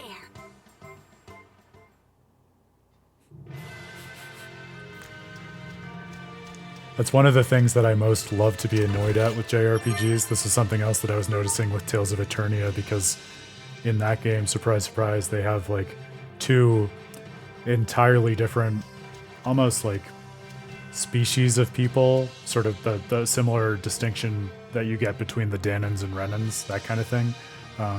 But even more so to the extent that they speak different languages, which is really cool. But then once you start being able to actually understand the alien species, they will keep introducing concepts and key things in the game, and then the characters from the native world will ask them about it, and they'll say, oh, it's hard to explain. I don't know how to put it into words.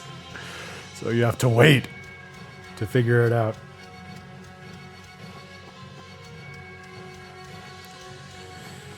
Yeah, Grail, I had the same sinking feeling about the PS3. I hope that's not the issue, because I got a like a refurbished PS3 just for these games because my old one was busted, and I got it from a reputable seller on eBay, and I really don't want it to be the kind of issue where I have to either go back and try to get it fixed by the seller way after the fact, or else bite the bullet and get a new one. Although, PSA, if people don't know this, getting a PS3 nowadays is really not that expensive, which is nice, but still, it would really grind my gears if I went through all that effort just for it What is this? to be busto in one way or another. You can use this to just pshoo, right down to the underground ruins, you know? That's where the illusion is. There are ruins here? I know, right? I was totally surprised when I went down there, but boy, was it something! Not having to deal with that stupid bridge was a nice bonus, too.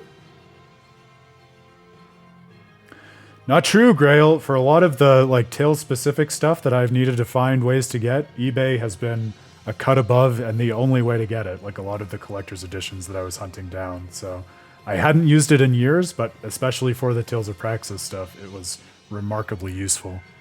But maybe there are better avenues for buying the hardware itself. If there are, I'd love to know. Were there soldiers in the ruins? Also, Tales experts on the stream, like you, Grail, who else does Pascal voice? Because her voice sounds so familiar to me, but for the life of me, I can't place the VA. Just me. What do you think, Asbel? I'm gonna lose my mind. I'll bet it is the PS3 because we've basically A/B tested every other part of the apparatus at this point. Might as well take a look. We can't do anything here anyway. Plus, I'm interested in this illusion of Sophie. Right. That's good enough for me. You're coming? Awesome! Let's all go together then. Wait, You're coming with us? Well, sure. I think she's offering to show us around the ruins. Right? Of course. All right, I guess we're all going in. Maybe she just sounds like someone else then. I'll have to look up her IMDb after this. So it's kind of one step forward and one step back on the stream because I was so excited about improving the AV quality. And I got the V part improved, but I guess the A still needs some work. So I apologize for that. I'm sure the next thing this weekend will be Aaron sorting out, I guess, another PS3, which is not that big of an issue, but I wish it were something that I could fix for you all now. I will make sure it's fixed before we work our way too much further into this stream. Good news is we still have plenty of hours ahead of us, so it's not as if we've suffered through a long stream with this issue at this point. Come on, let me touch you again. Look, you can touch me as much as you want. It's a totally fair deal. Wait, No. what are you talking about? Asbel? Too bad. He's way over there. Do you think Archduke Cedric could be in league with Strata? It's possible. My uncle had been handling the kingdom's foreign affairs for many years. With my father's ailing health, he had no one to answer to. So in other words, this alliance between Strata and Want. Though it pains me to say it, it may Restraining not be order unlocked, officially exactly. sanctioned by the crown.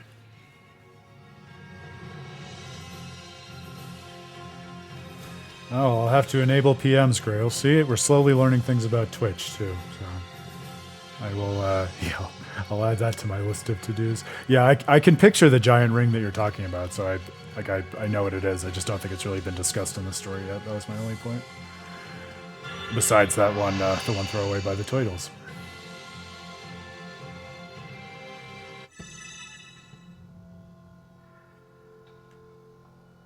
Oh my god, is it a Sephiroth? What? Is it an Earth Pulse? Ta-da! We're in the ruins. But we didn't move. How did we end up somewhere else? It's no big deal. It's just a little wobbly-wobbly Katang kind of thing, you know? I don't get it. It's cool, right? Who'd have thought a huge place like this would be right under our toes? These ruins don't look like any place I've ever seen. That's because the Amarcians built him a long time ago, so of course they're gonna look The different. Marcians. Who? The Amarcians. They're Ah. a tribe that left ruins like this all over An the ancient world. race. The JRPG lore of Tales of Graces is starting to gradually open and Are unwind you itself. some kind of archaeologist, Pascal? Yeah, I guess. Something like that. I love it. But I've been since waiting I'm all doing stream for something new, like that. You should let me touch your friend. Come on, please. Girl, Don't touch me. think about the way you say things. Oh, you're no fun. Can we just go, please? Okay.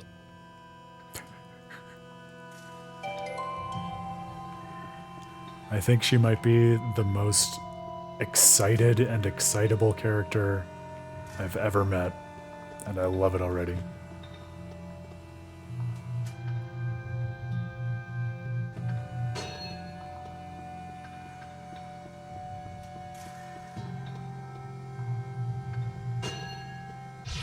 You were the day I drew my blade.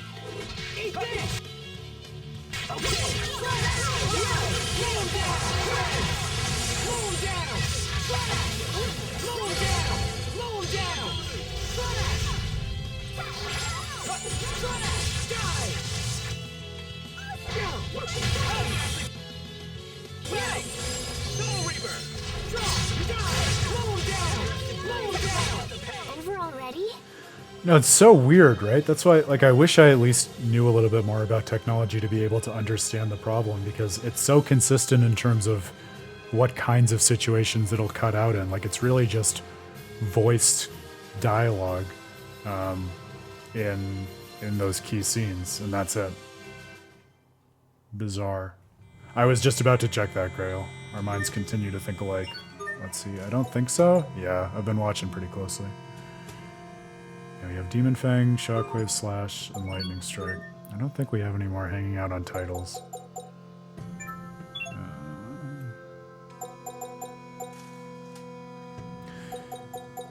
Yeah, it's funny. I mentioned on an earlier stream how after not having played the games for a while, I think I inadvertently lumped Pascal from Graces and Rita, the mage from Vesperia, together in my head. And I think even just being back on first impressions of Pascal, I think it's because they both have that intense kind of scientific curiosity for technology and the state of the world, but it's also so funny to me because in terms of their approach to people, at least at the beginning of the game, they're very, very different from each other, almost oppositional, where Rita is effectively a misanthrope and Pascal is literally throwing herself at the party members she's encountered for the first time. So, fun. Game on! Okay, You know I like the sound of a good beast. An old standard for a reason. Very weak to assault. It's awesome.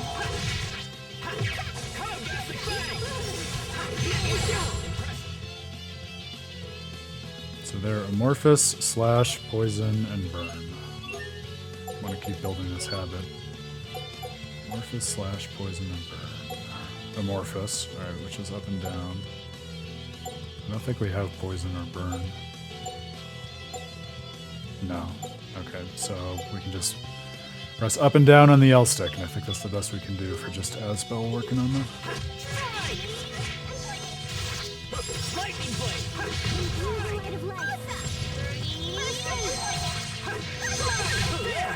Great, Pascal.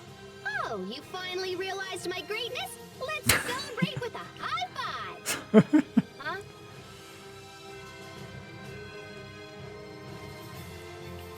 Speaking of Vesperia comparisons, that does put me in mind of the epic post-battle saga in Vesperia of everyone trying to give each other high fives. And Rapide eventually begrudgingly offering his tail. I think this is the way we went.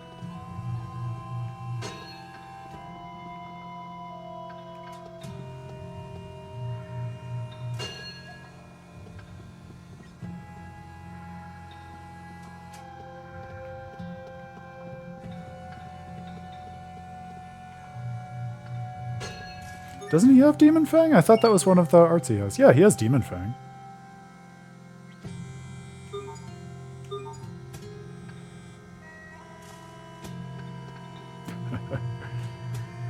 Yeah, that sounds about right, Doug. Reminds me a little bit of Dex's mystic art in Dawn of the New World. Oh, it took me a minute to pull the name Dex out of my head. With his somewhat similar obsession with Alice. Rapide! Your tail! So many great conversations in that game.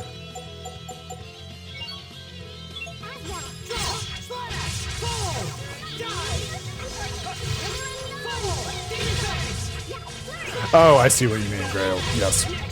I misunderstood you. Agreed. I thought you were saying it might just be like the most useful art for Asbel now until you unlock something later.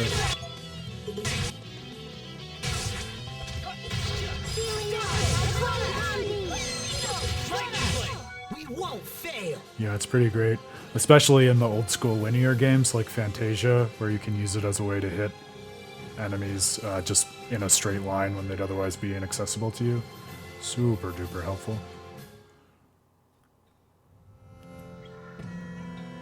There you go, Doug. You got it. Exactly.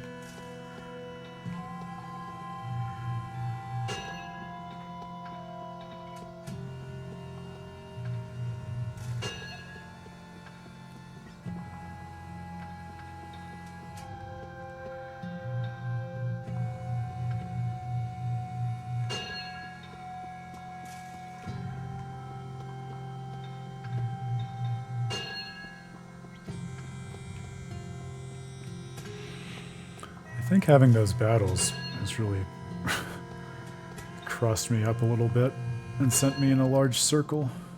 Yep, we were just here. All right.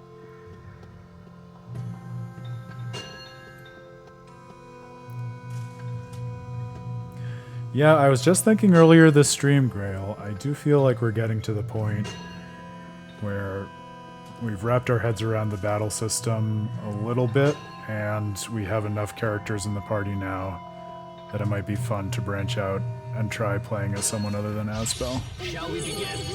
I don't know if I'm quite there yet, but I think in the near future we'll be switching it up. Trying out one of our other friends here.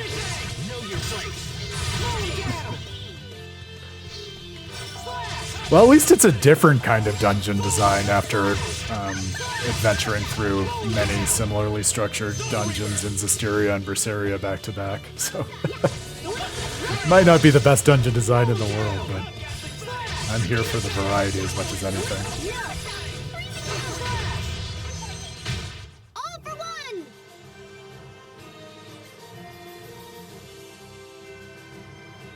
Bestial Roar! Alright. I think we've got it. Improving equipment. When you dualize equipment with a shard, it raises the base stats of the gear in addition to adding the effects from the shard. You can then battle with the equipment until it tempers, dualize again to... We already learned this game, but thank you for telling us. Continually doing so is a great way to raise the base stats of your gear. Yes. Until you get new gear available with better base stats. I think is what they want. Okay, this has tempered at this point. So I think... Yeah, I'm just going to switch to this for now. It's going to give us more CC also, which seems like a fantastic choice. Have anything for Pascal? Oh, this one increases her spellcasting attack, so I'm going to steal that from Sophie. I can give Sophie this, give Richard that. Alright, moving and shaking.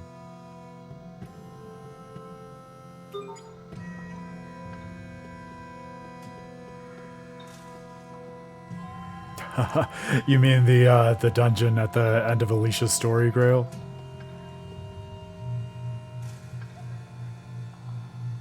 It was definitely one of the dungeons of all time.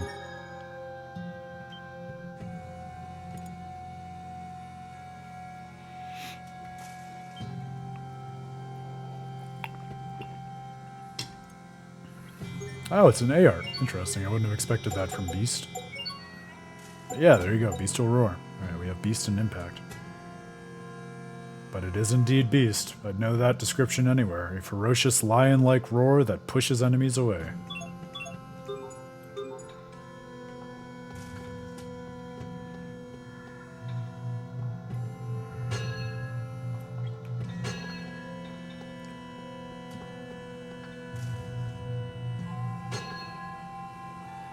Yeah, I think just... as you know, Grail, because I think we went through it together, like, I had a lot of love for Alicia's story, and I really enjoyed it. And I want to go back and write something on it eventually, because I think it's very thoughtful, and it says a lot about where the whole Zestiria cycle ends up. But I do think there's something about just the dungeon having all of the features of sort of the complexity and challenge level of an EX dungeon, and also just because of the way in which the DLC is structured, taking up like way more, like a way greater fraction of the overall experience than a dungeon typically would in a JRPG story or even an arc within the story. That just melts the mind a little bit. Oh, yay! But the final boss was cool. Device that shows the illusions. It was a nice centerpiece for it, I think.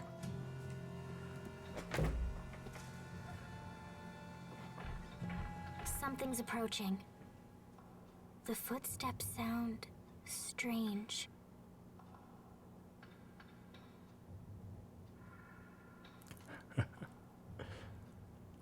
Interesting and a very cool way of presenting a coda to the way in which the story of the your child-friendly Christ adventure ended. Yikes! What's that? Here it comes. Oh, this should be... Alright, Reptile, Impact, and Freeze. I don't think that Asbel has Reptile or Freeze. She's got Impact. interesting. I almost said Saray. You're gonna melt my head with all of these various Tales references.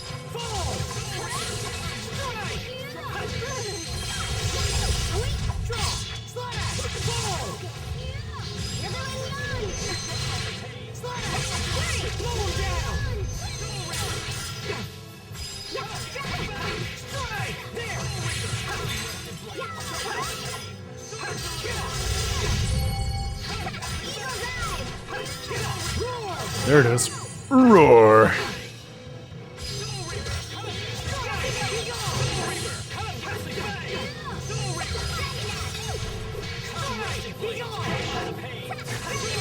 Yeah, I mean, they'd have to use the platforms or jump, right?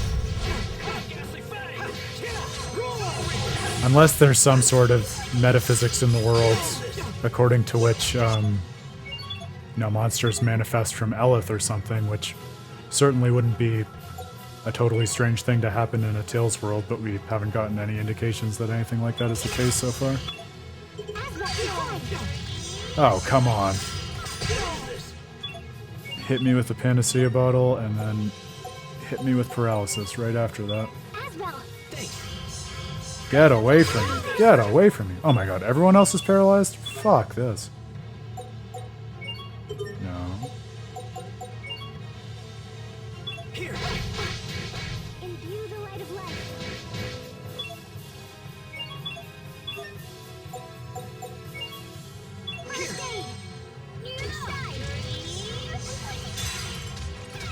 Oh, great, and now he gets an Eleth burst.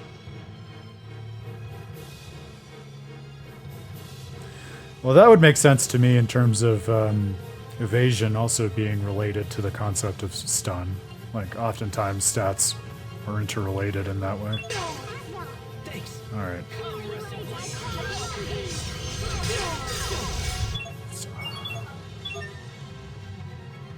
Because I didn't know he was going to do it, Grail! Because I didn't fucking know he was going to do it again!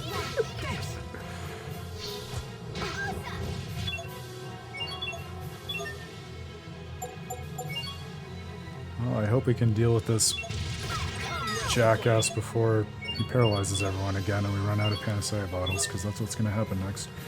One of these is impact, right? Yeah, alright, shockwave slash is also impact.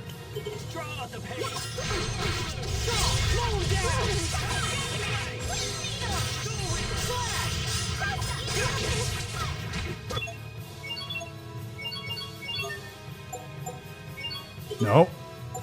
Oh my god, this cursor. There we go.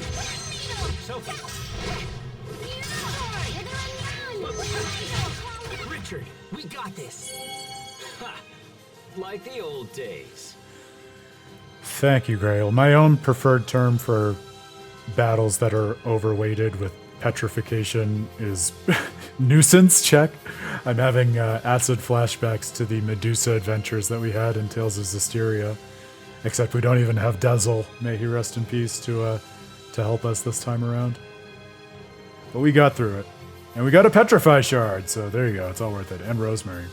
And a Stone-proof title, which I like the sound of.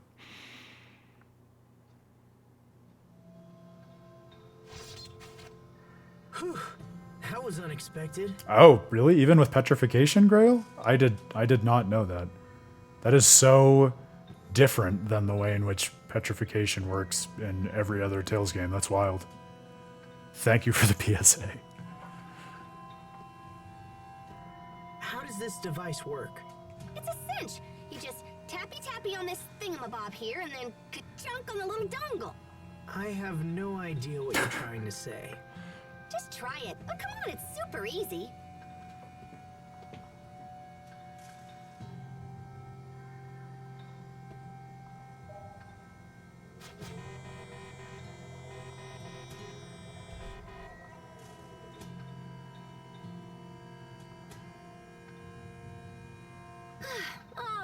All right. Step aside. I'll show you.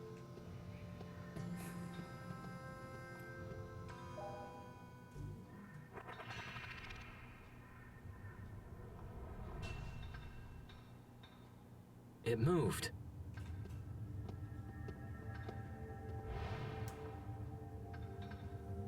Oh! Look! It's me. This must be the illusion Pascal was talking about.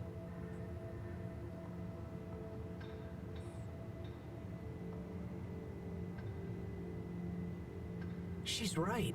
It looks just like Sophie. I know, right? They're identical. Now, do you see why I totally wanted to touch Sophie? So is this I device still think we're also missing an constructed inference to along that the conclusion.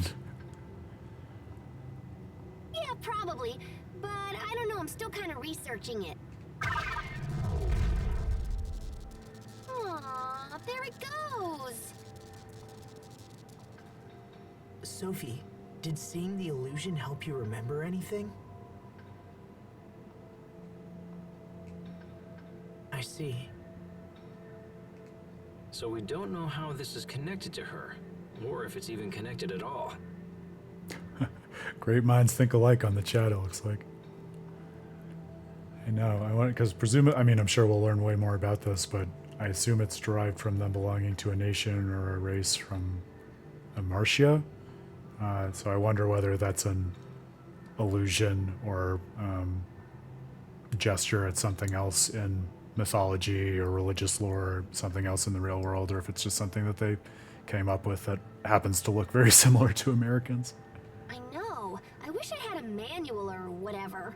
And this writing's all smudgy and faded, so I can't really tell what it says.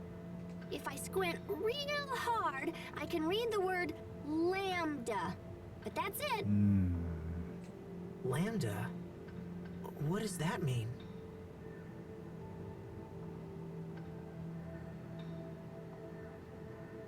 Lambda.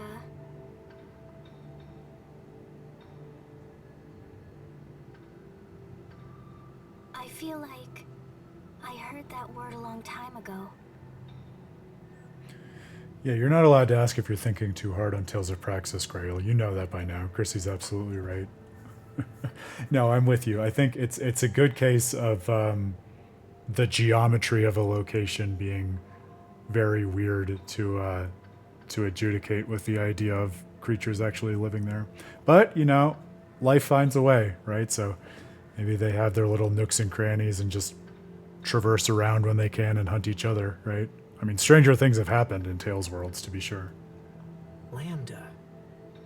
Pascal, are you sure you can't make out anything else? Nope. Sorry. Show's over. We don't have time to sit around thinking about it. Let's keep moving. Yeah, we have a new term associated with these ruins that we don't quite understand that projects Sophie or something similar to her for reasons that we don't understand. Lambda. What could it mean? Projection device. What's your take on this, Asbel? About? About the Sophie that appeared in the machine. It was nearly a perfect double of her. Don't you even have a theory? Not really. That isn't like you at all, Asbel. Aren't you supposed to be her guardian? Supposed to be, but I don't know anymore. Come on, Asbel. Get it together. You're really doubling down on that You're all Terminator she theory, huh, has. Doug? I am? You belong by her side. Having found myself in a similar situation, it is a feeling I know well. In fact, even now I continue to be in your debt. Thanks, Richard. I appreciate it. Why are you thanking me? Well, it just felt like the right thing to say.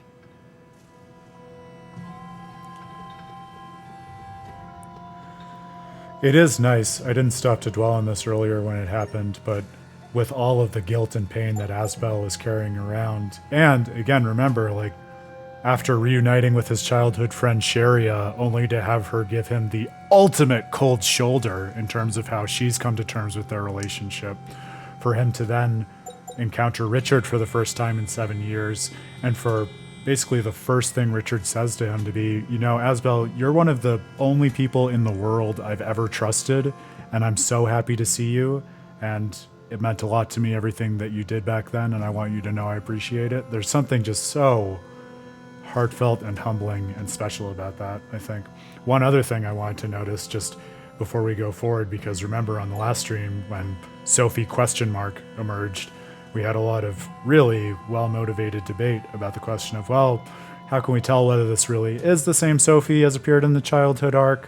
What does that even mean for her to be like a potential facsimile of that Sophie versus the same Sophie who's just re-emerged 7 years later with some of the same memories?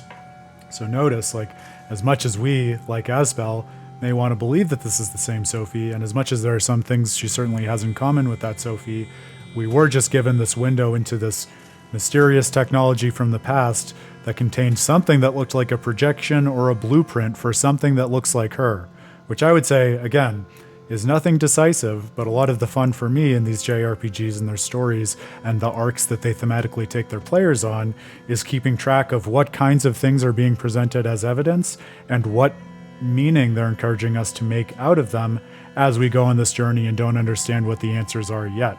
So that kind of projection, to me, at first blush, certainly counts in favor, at least of the idea, in some sense or another, that whatever Sophie is, it might be something that's a little different than the kind of individual we consider Asbel or Richard or Pascal to be, and it might be the kind of thing in which maybe there are different permutations of something that we might naturally assume is just a single person, raising the idea that maybe the Sophie isn't quite the same one as the one that we saw in childhood.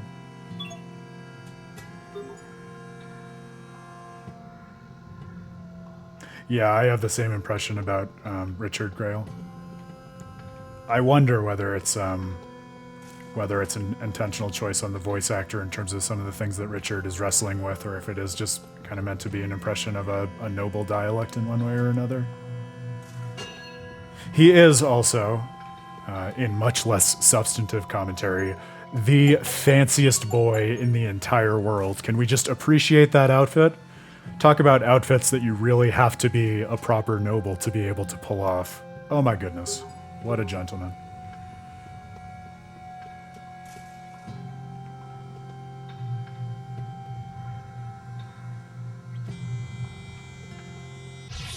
Enemies? Very well. Okay, roll down! Gotcha! Soul Reaper! Die! Slash! Gotcha! Let's go! Slash! Slash! Demon Fang! Gotcha!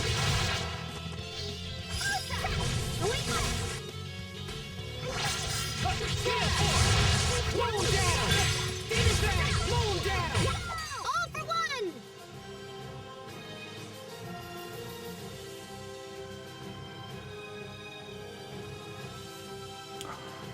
Other very fancy and noble outfits, definitely. We talked about this when the Arise DLC announced its crossover outfits. Like, they usually do a pretty thoughtful job of choosing which outfits from other games and characters to give which characters in a given game based on points of thematic resonance or similar things that they went through in their own stories. And it's always fun to see what they choose, because if it's not something that's immediately obvious, usually sitting with it and asking the question of, well, what connection might there be, yields something that's pretty surprising and interesting.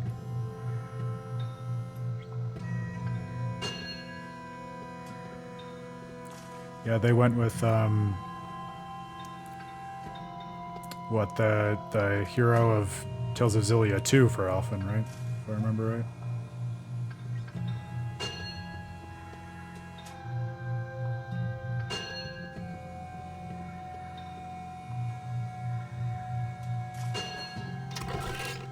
Hyperdense crystal. Crystal that can be dualized with certain armaments. When touched, time seems to slip away. Oh, we have a deep lore to this stream of temporal manipulation. I love it.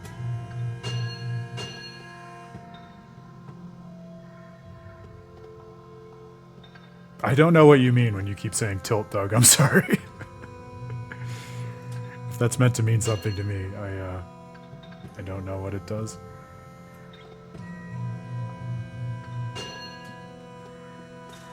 Oh, like the way we're knocking things around in this dungeon? Ah, yes. That is what it is, isn't it? I was trying to... It seemed like something familiar to me, the movements we were going through. Yeah. Ah, look at you looking out for us, Grail. I love that. Well, we'll definitely have to do that. See, that's the kind of stuff I would find myself in supplemental guides, like, at the end of a playthrough when it was way too late to take advantage of it, so appreciate you calling it out as we work through it on the stream together.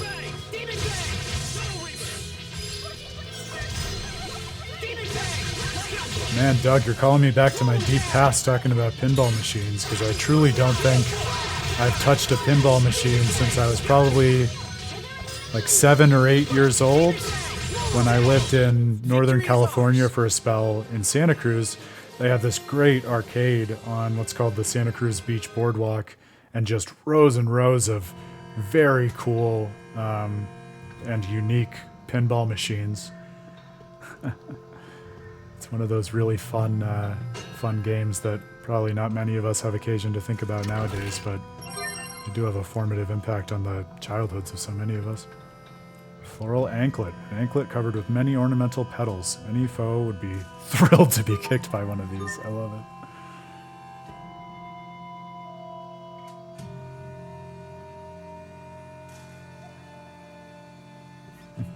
It is a distinctive sound, isn't it, Graham? Oh, wow, that is such a cool hobby, Doug. I love that. I can see getting really into that kind of thing, especially as a gamer and hobbyist. That's so cool. Dang. Dang. I can't even do it, but it's iconic. Alright, there we go. We're ready for battle. Mow him down! Slash! Demon Fang! Lightning Blade! Mow him down! Gotcha! Draw the pain! Mow him down! Demon Fang! Gotcha! Demon Fang! Not yet! Okay, gotcha! Slash! Gotcha! Oh, he did already? Wow. Soul Reaper!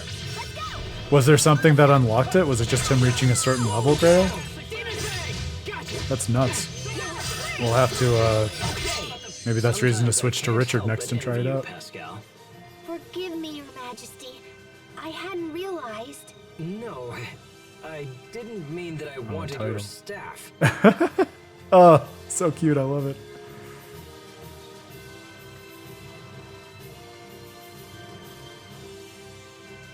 Yeah, that's the kind of pinball machine I was thinking of too, Chrissy. Like, I can't even think of the properties now, but I just have vivid memories in my head from the Boardwalk arcade of just like, because every single pinball machine is branded with like a specific property, right? Whether it's like Back to the Future or Lost in Space or whatever. I feel like plenty of them are sci-fi because that's just an easy and fun thing to do with pinball machines for whatever reason, but yeah, a lot of fun. Spellbook that restores up to 5% of your Elith when you complete a battle without cooking. Ooh, that seems cool. Adam's Family for sure, yep.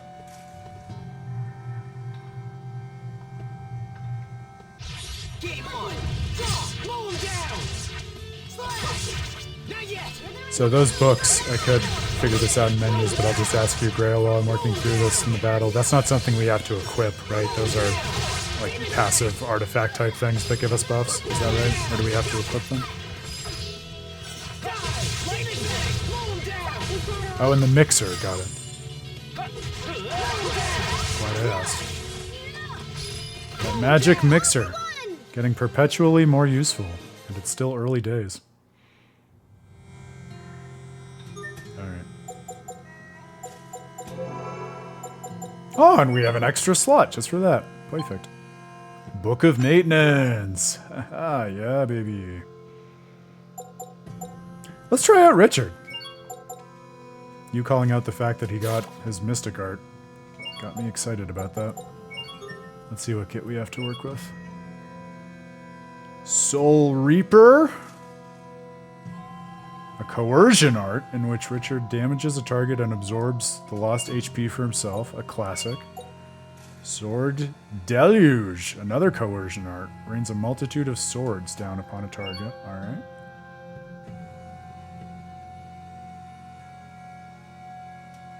Oh, wow. What a wild piece of trivia, Doug. That's nuts. Very cool. His B arts are spells and A arts are physical attacks. Perfect. I can remember that. And during an Elith burst, alright, hold L1 mid combo to kick off his Mystic Art. That seems simple enough. Alright. Perfect. Oh, I should look at his Assault Art tree too, I suppose, to be thorough. Silver Tongue. Poor Form. Lightning Blade. H Thrust. S-Wind, Sword Rain Alpha, Harsh Rebuttal, into U Scorn. Alright. Let's do it. And of course now, poor Aaron is going to be hopelessly lost again because we took the time to do other things, and this dungeon is a nutty maze built by a psycho! Steel Tunic. Alright. Like that. Like that a lot. Unbridled Scorn. It's a great name for an attack.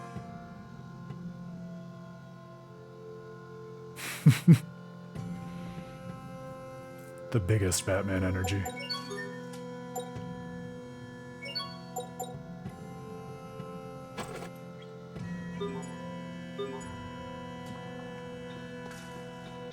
Shall we begin? Cry out!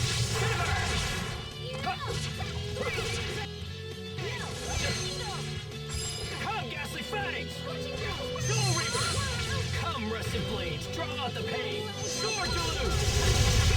Soul Reaper! Come, ghastly fangs! Soul Reaper! Come, rusted blades! Draw out the pain! Sword to loose! Away with you pests! Awesome. It's cool too because seeing them now, like I was thinking about this with Richard and even some of his mannerisms in that battle. If you try, at least for me, there are definitely certain moments in which you can see their childhood attitudes and behavior and demeanor coming through 7 years later, which, I mean, that doesn't happen on accident, right? That to me is really thoughtful design of the story and also just commitment to everything from the gestures of the characters to the voice acting. Like, it's really special that they can breathe life into the time lapse in that way. Richard's assault arts are rapier attacks, while his burst arts are spells, so just what you were saying, Grail. If you follow an assault art with a burst art, the casting time for the burst art will be decreased, so the usual stakes. Using one assault art decreases it by 15, by 2 will decrease it by 30%. This trick applies to all the other characters too. Now, what would happen if you used 4 assault arts? Ah! Uses up-down assault art combo if you want to deal damage. Awesome. Thank you, Grail. Appreciate the advice. And we got a little Elif. Look at that. Our magical book is already working for us.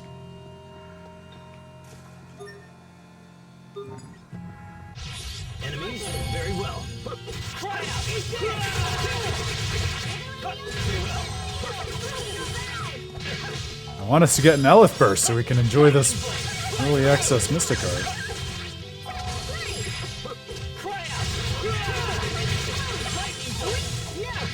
Yeah, that definitely seems like the way to go for damage, Grail. Don't get excited. Cry out! I'll settle this. Roar like the wind, shining blade. Vertex Rose! Wow! Very cool. I heard you like crab omelets, Sophie. Yes, crablets. I bet Richard gets to eat special royal crablets. Royal crablets? I'm afraid there's no such thing. Royal crablets. Wait, Sophie, let's all calm down. Oh, I love that.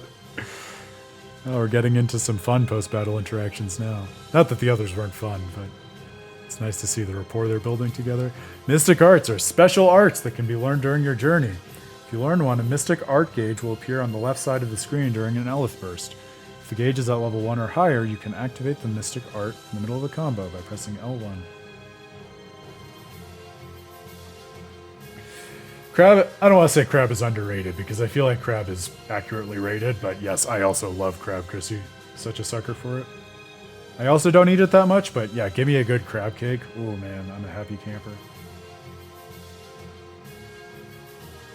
Yeah, her chaos is consistent, definitely, Doug.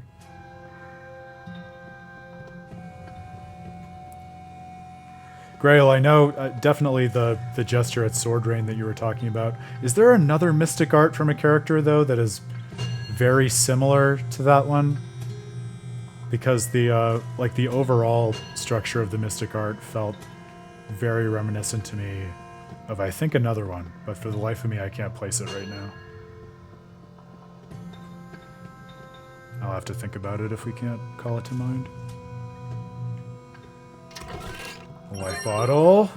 Fantastic. Okay.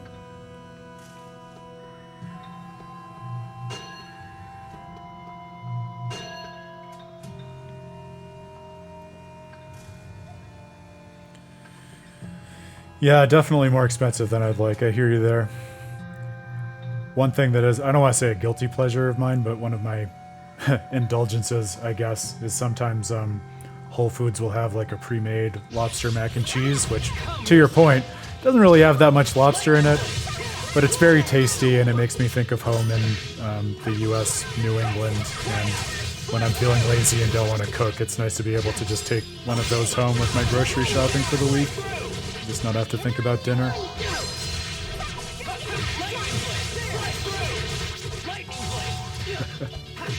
Yeah, more power to you, Grail. I mean, that's it. If you don't care about it, don't let society's palate talk you into caring about it, right? I'll say honestly, as far as seafood goes, and I know this will shock everyone on the stream, I'm much more interested on the typical day in sushi than in something like crab or lobster as an entree. That was the other thing I got done this week. Officially locked and loaded the tickets for the With a Terrible Fate / Bachelor Party adventure to Japan between yours truly and Dan Hughes at the end of this year over New Year's into the beginning of next year. So very excited about that. I'm sure we will find some fun excuses to stream and let the broader community into that adventure once it kicks off.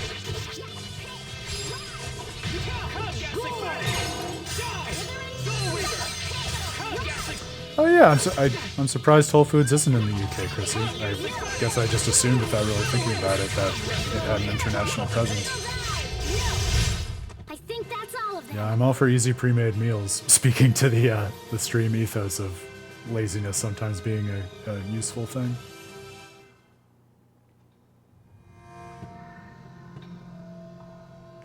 Yeah, and that was, I'm sure you can tell this, Grail, but that was not me thinking about running up to enemies with magic. It was just me forgetting that Richard's burst arts are all spells. But yes, good to internalize that datum. Okay. I like a save point. That makes me feel like we're almost out of this labyrinth.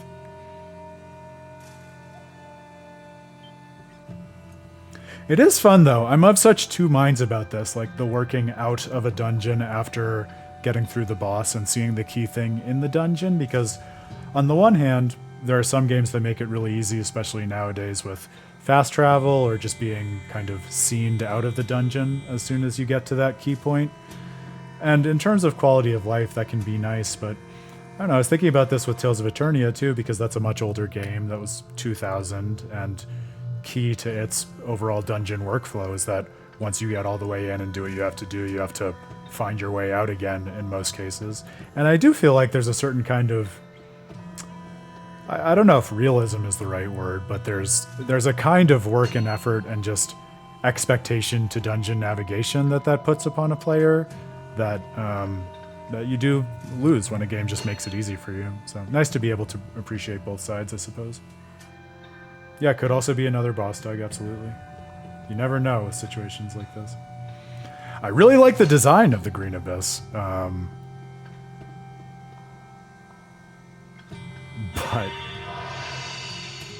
in terms of actually getting through it. Did we just go all the way back to the beginning? This is not where we're supposed to be. Son of a bitch! Oh my god. Yeah, so that's why I don't like the Green Abyss, because I just went in a goddamn circle. Oh my god, fuck me. Yeah, next, let's keep going, ... That's about my feeling with it. Well, hopefully, I think a lot of that was just unlocking different passages along the way, even if it didn't feel like that. So hopefully it'll be pretty easy to at least get back to where we were and feel our way through.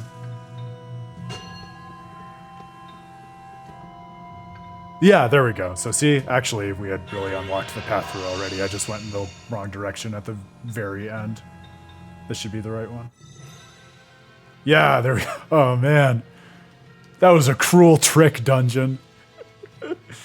My thing is, and actually I've been enjoying this with Tales of Eternia also, like in confusing labyrinthian dungeons, especially if the grinding and working through enemies is not tedious and annoying, but actually rewarding, I don't mind that so much, but it definitely gives me anxiety on stream about getting lost and going the wrong way and just wasting time and losing steam. So I'm glad that that one was easy enough to untangle when all was said and done.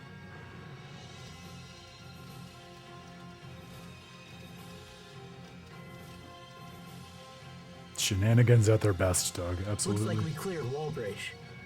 Now we can continue to Grailside. Oh, you're going to Grailside? You've been a great help, Pascal. Thank you.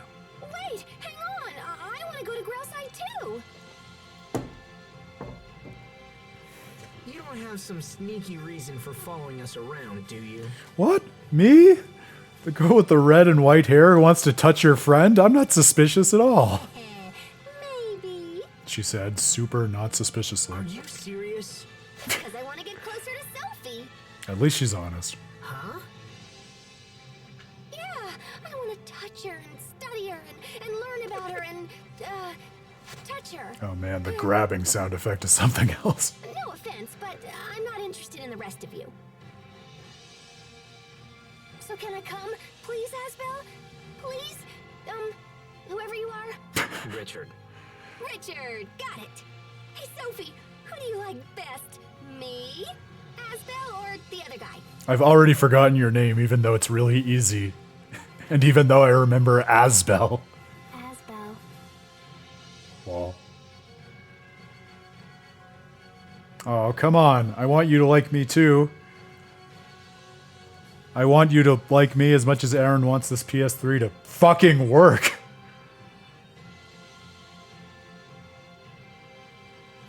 Stranger things have happened, Doug. She's a bit eccentric, but I think we can trust her. All right, Pascal, you can come with us. Yay! It's like they say, trips are all about meeting people, right? Now then, shall we head for Grailside?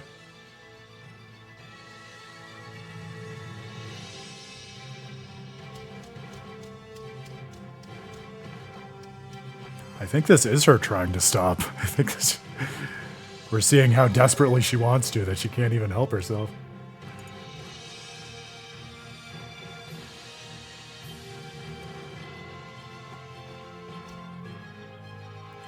That's Wallbridge you see up ahead. The most impregnable fortress in the land. And what a cool name for a bridge fortress, Wallbridge. Because it sounds like something that works as an actual name, but it's also perfectly descriptive of its functions. Don't get any funny ideas, alright? Go past this line and you won't live long enough to regret it.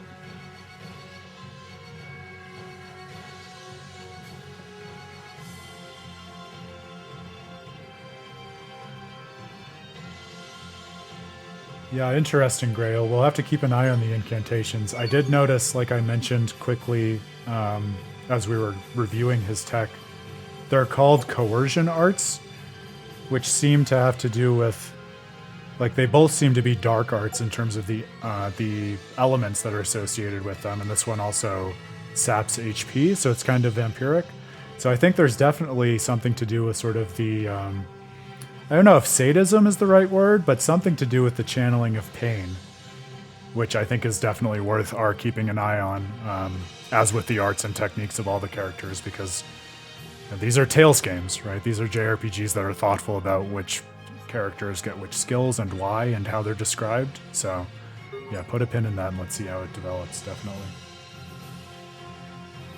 Yeah, I noticed that too, Chrissy. I wonder whether there's an explanation. If there are people who are hanging out and lurking in the background, which it seems like there are, welcome. I didn't mean to not welcome you earlier. People are always welcome to lurk and hang out on the stream. But I hope you know you're also more than welcome to join the conversation at any point in the chat, no matter your level of background and experience with JRPGs or video game storytelling or the Tales series. That's part of what makes the real-life JRPG party so fun. Just like a JRPG party, different people bring wildly different experiences and backgrounds to the game, and that's what makes it meaningful. The game being the stream, as well as Tales of Graces. Yeah, I think we definitely saw some double-digit numbers back when we were first kicking things off with Tales of Symphonia and Tales of Praxis was fresh and shiny and new. It's definitely been a smaller, more focused and dedicated outfit for the last little bit, but yeah, maybe it's a Graces thing. Maybe it's people getting excited with Beyond the Dawn coming next week, which will be very fun. I've also been a little bit more vocal about just the overall nature of the series and what I'm doing as I've gotten more of the written publications out there, so people may be finding it and resonating with it, which is always a joy and a nice validation that people really do not only love these games, but also love thinking about the language of their storytelling and the impact that they have on their players even beyond the games in exactly the way that we focus on here. So excited to see how it continues to evolve. Yeah, it might have been more Dawn of the New World too. I definitely clocked it a few times, Chrissy. Not that it was the norm or the average, but it's been double digits in the past a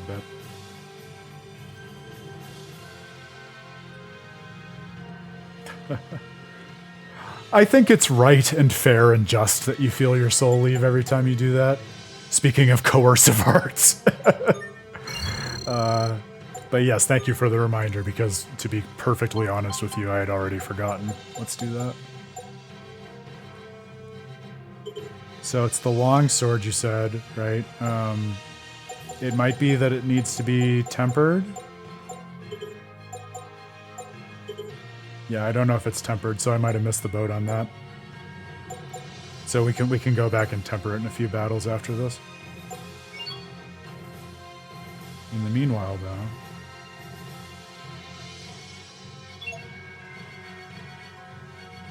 Oh, okay.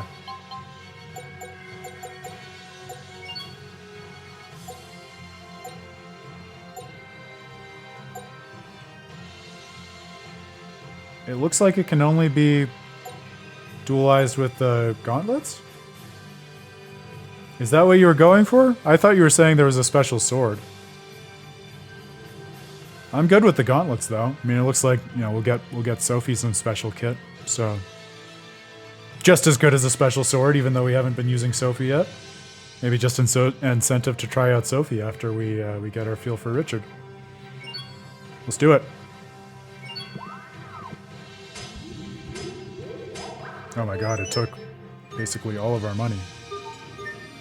Converting. Converting is a form of dualizing where you combine a specific material with a piece of equipment to make an entirely new piece of equipment. So exactly what you were talking about. Yeah, I'm sure we'll find more that'll work for swords. If I know JRPGs, and I think I do, we'll have more than a couple special swords by the time we're done here. Any enhancements the original gear possessed will be partially carried over to the new piece. Alright, good to know. And then I think I saw we can also... Oh, but now we're poor, right? Is there stuff that we can sell? Is there good stuff to sell?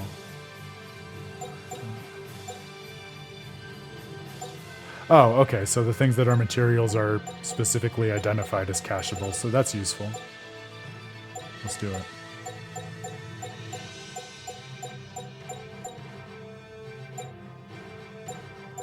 It truly do be like that, yep. Okay, well these are all the cacheable ones, so that'll help us out.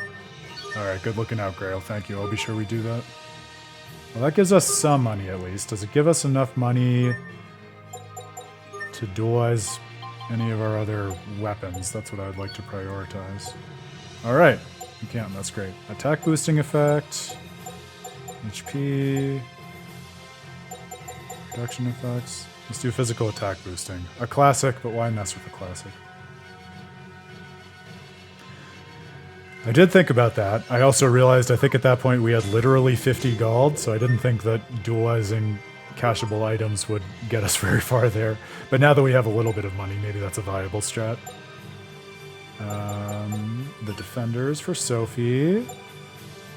Accuracy boosting effect, since we were talking about how useful accuracy is alleged to be. Fantastic.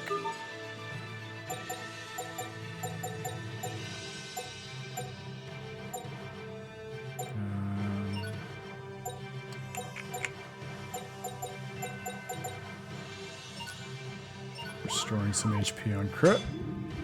Awesome. And something for Richard. Paralysis reduction sounds nice to me. Alright.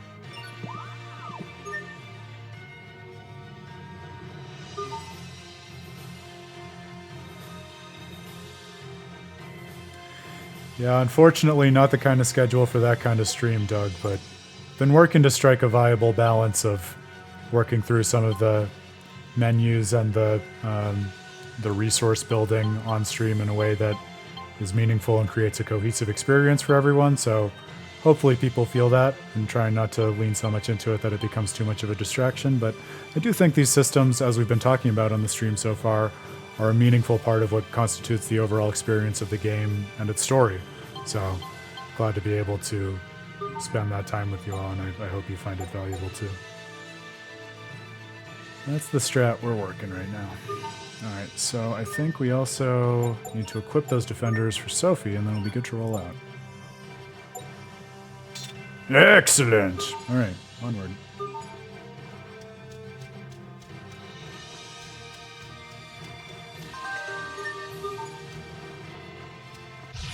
We have visitors! Come, Rusted Blades! I did it again! Well, I'll learn through failure. Yo, Wind Needle, that was a cool one.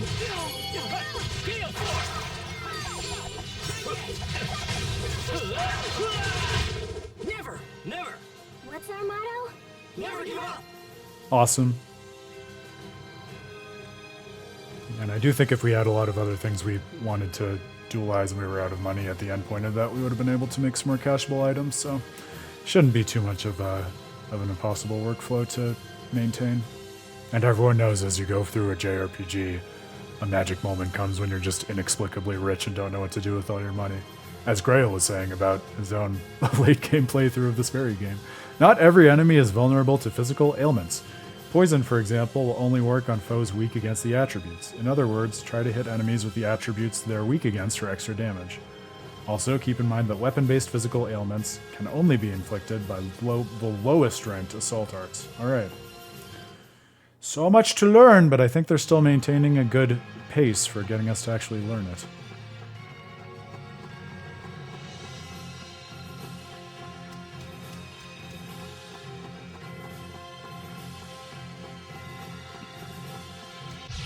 And probably put something more useful in the mixer than Shattered Bones at some point, too. Poison! I like that.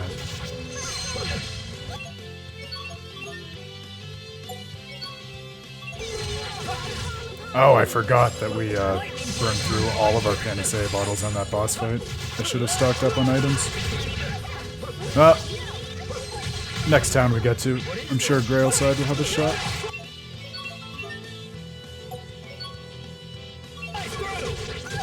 That one was for the lady next door. Well, it's just a difference in what you never give up on, right, Doug? For everyone else, it's just never give up on, friendship or getting to Grailside or whatever. And Pascal will just always be never giving up on touching Sophie. She has one thing she cares about.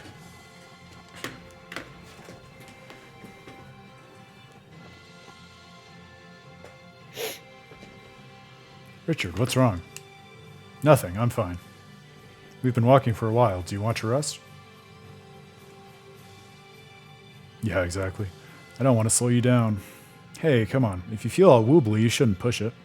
We don't mind taking a little break, right, Sophie? Yeah, he's not the hardiest character. Sophie?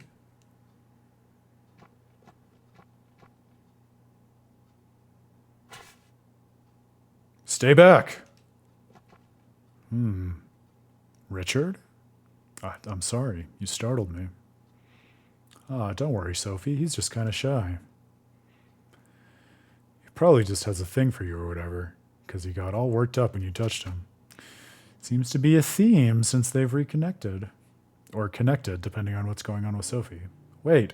Oh my gosh, that means he's my rival. Sophie, you can't like him, too.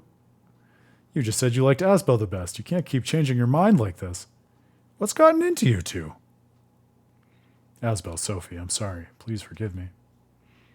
I think I'm just very tired. Richard, are we friends? Yes, Sophie. Of course we are. Friends. Then why? At that point, I honestly thought this was just an unvoiced scene, and so I wasn't even processing it. And now I'm frustrated that it was supposed to be voiced. Let's keep going. It was only her internal thought bubble that was vocalized. Interesting.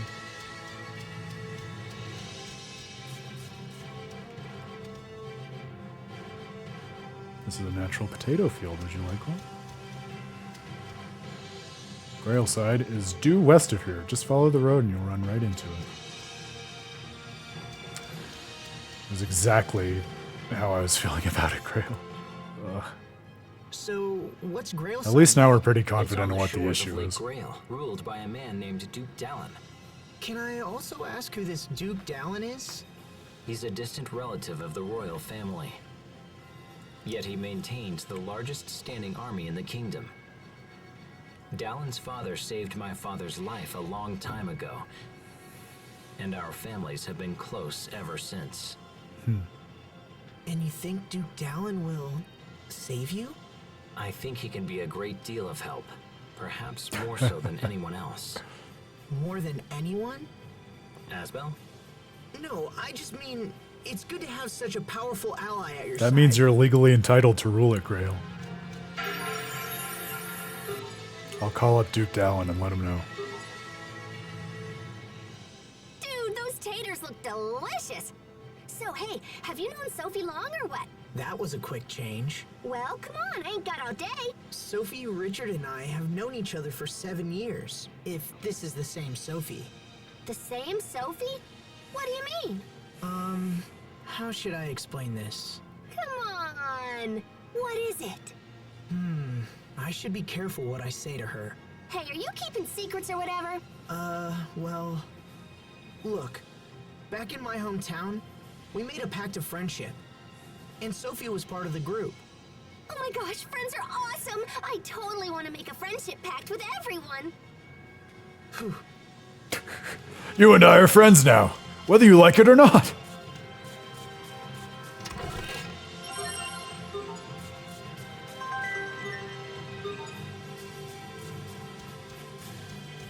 Alright, I'm trying to keep an eye out for a left-hand path, Grail.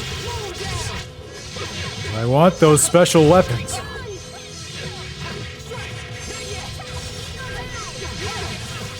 Come, Ghastly! Feel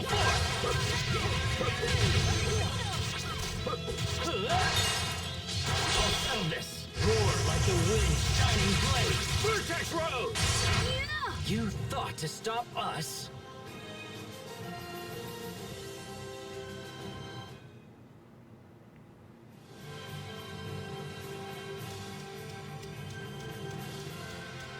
I thought this was a left-hand path, but it only looks like that.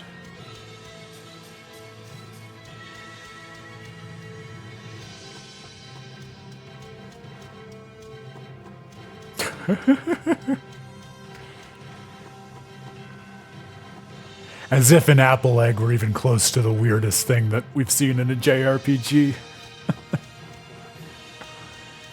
Ah, the fantasy of it all. This has got to be what you're talking about. Ah, moist crystal. Excellent. It feels juicy, like a ripe fruit. A juicy crystal. How about that? That was like the bouncy glass material that we were talking about way earlier in the stream.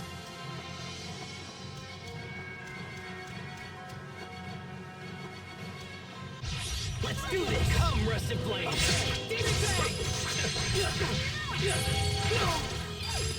Lightning Blade! Tone deaf in terms of her social interactions, Grail? I mean, I'm probably... not probably. I'm definitely projecting a little bit of my interpretation of Rita onto her just because we don't know Pascal that well yet, but I feel like when I see that type of character who's, you know, like a magic user who's... What's an airhead? Someone who's so smart they can control air with their mind. Wow, you're amazing. I love it. So when I see someone who's a magic user, who's, you know, really concerned with technology and the study of the world more so than people, and, you know, is clearly interested in Sophie as more of a scientific curiosity than as a person per se, like, she just strikes me as the sort of person who is tone deaf because she's more concerned with investigation than with seeing people as autonomous individuals to interact with for their own sake. So that's my own read on where it comes from, which again is very much of a piece with Rita and the way that she engages with the world initially in Tales of Vesperia before she undertakes all of the journeys which she does with the party.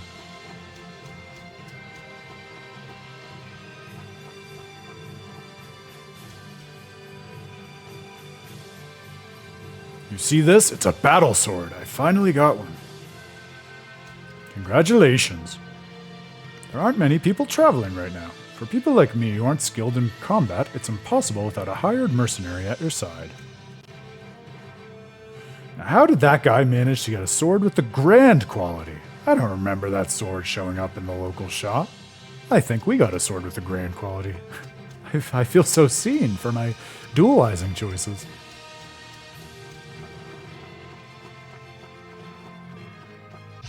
We have visitors. I call Lightning blade! Slice through!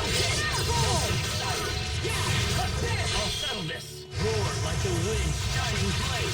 Vertex Rose! It almost feels like cheating to have Mystic Art to deploy this early in the game. Lightning blade!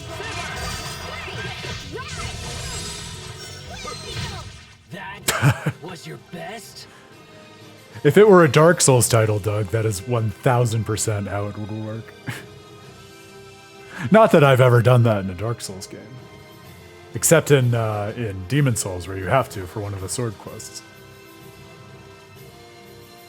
And that enemy I'm thinking of, or NPC I should say, strikes first, so I will not apologize. Ah, so much weapon tempering happening. I love it. Just in time to go to a new town and do some more dualizing. Life is really just what happens in between dualizing sessions, isn't it, my friends? If we've learned nothing else from Tales of Graces. Which I hope isn't the case.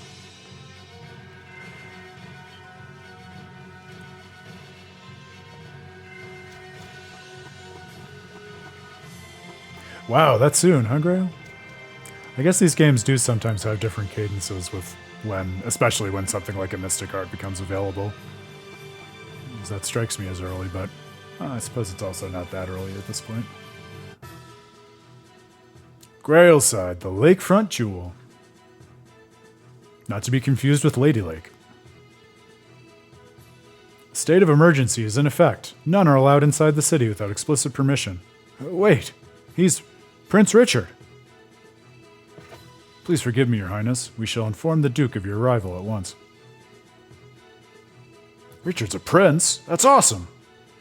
If Richard is a prince, then what is Asbel? I don't know. Oh, dude. I don't know what I am now. An exiled nothing. He ran to the title of knight, which he then threw away in order to pursue the title of lord, which he had rejected in the first place. And then he had that seized from him by his erstwhile brother. Oh, buddy. The Wayward Son, that's what he is. Q Kansas. I apologize for making you wait. You are all free to pass. Thank you. Is Dalin at his manor? He is, Your Highness. Alright, Asbel. Let's find Duke Dalin and see if he can shed some light on our current situation.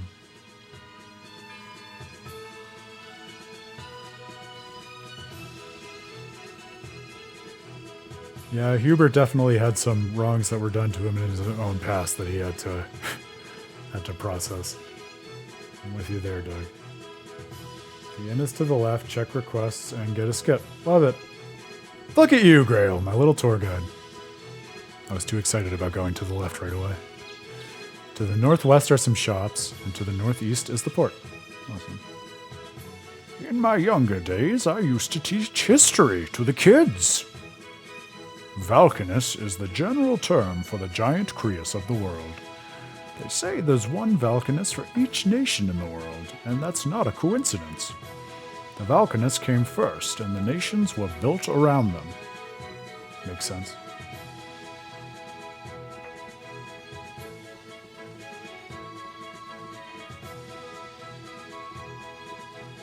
I think it's fair to say that Hubert at least had a form of justification available to him. Now, whether it was adequate justification and morally sound justification, I think are further questions, which are probably up for debate. I don't want to burn through all my cash right away, but I definitely want at least a few more panacea bottles for all the status effects we're getting riddled with.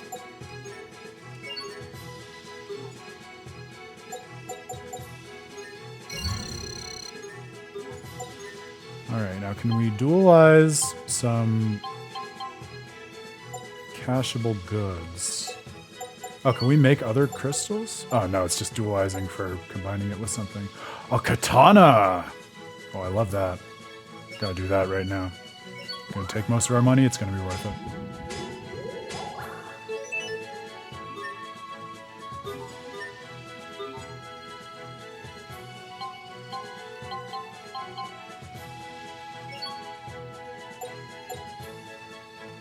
Ooh, wicked. That's a cool quality, and I do like the idea of unlocking new qualities.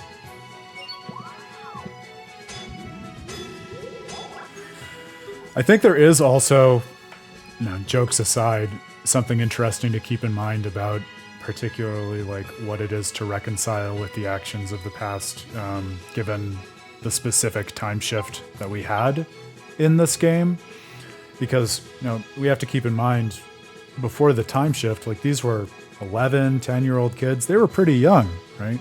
And there are many like schools of thought according to which we think about actions and responsibilities differently for kids of that age who can't really be held accountable in the same way as adults can, even adults being like 17-year-olds and 18-year-olds.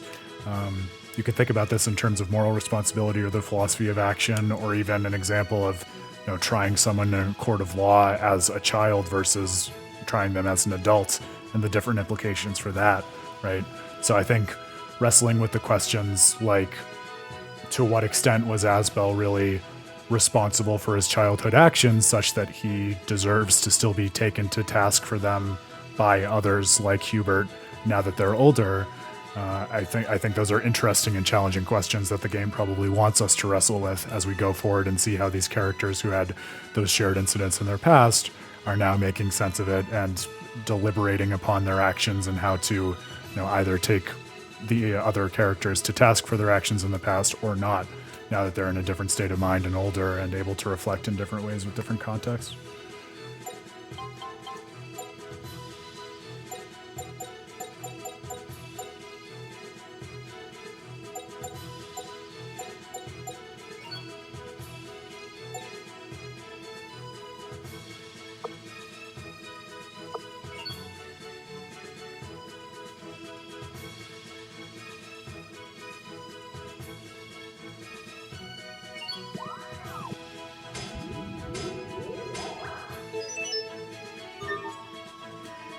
Yeah, I think you guys are discussing the exact same thing I was just talking about, yeah. It's an interesting question, and one that I think ties back to everything that we've been saying about how personal and intimate the relationships in these games are and how central those relationships are to the story of Tales of Graces, right? Because many of us do have, like, pretty direct family relationships that we can use as a proxy or a mode of reference for some of the questions that this game has for us.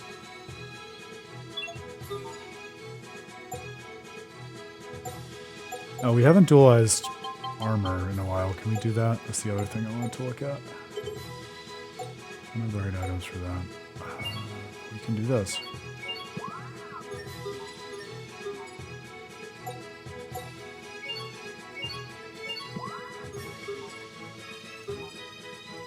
Alright, I'm going to say that's adequate for now. I want to at least get us to the inn before we wrap up this stream. That's the storehouse. Weapon shop. Oh, should equip Asbel with that katana. Love it!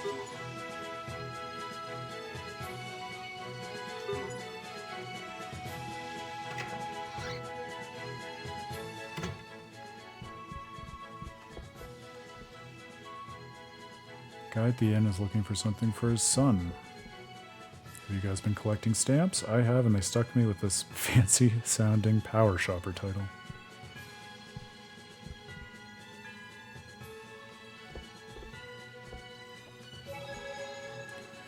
Yeah, 100%. All the VODs are, they are many, but they are all up on our YouTube channel, Doug, so hopefully they're still somewhat accessible and fun after the fact.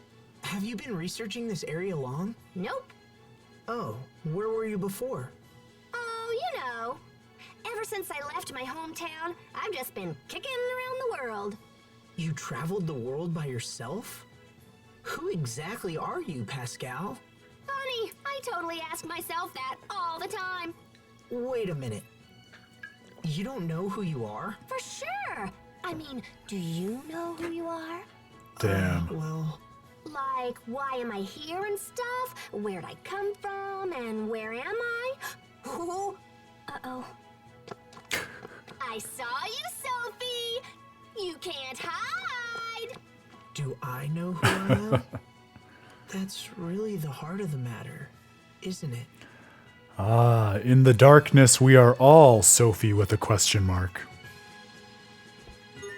This game, I'm telling you, it's a great case, that little moment, of one of my favorite things JRPGs can do, when they contrive some convoluted, metaphysically weird situation, like this girl showing up and it not being clear whether she's the same girl from 7 years ago because she just materialized out of thin air, and yet spend enough time with these characters and she becomes a perfect metaphor for the most human things with which we all wrestle.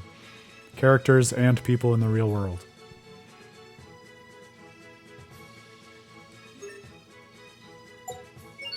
Oh, there's a request that opens a Mystic Art? I like that.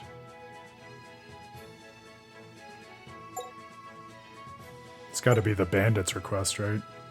My son had his green... Oh, yeah, the innkeeper request. I think that's what the NPC in the lobby was talking about, too. My son had his green Kriya stolen by bandits on the Old Grail High Road, and now he's trying to get it back. Please help him. All right. Well, I think that'll be a good request with which to kick off the next stream, looking at the time.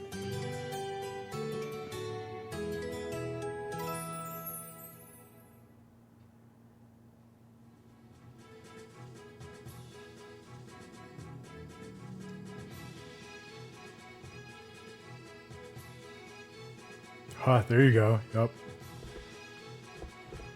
Cooking is a great analogy for so much of that stuff, too. I mean, food was what... I know you were in and out of the Tales of Berseria stream, Chrissy, but food and cooking, really, I think, you know, according to a certain lens through which you can read the game, like the core symbol and metaphor for like the heart of its meaning in many senses at the end of the day.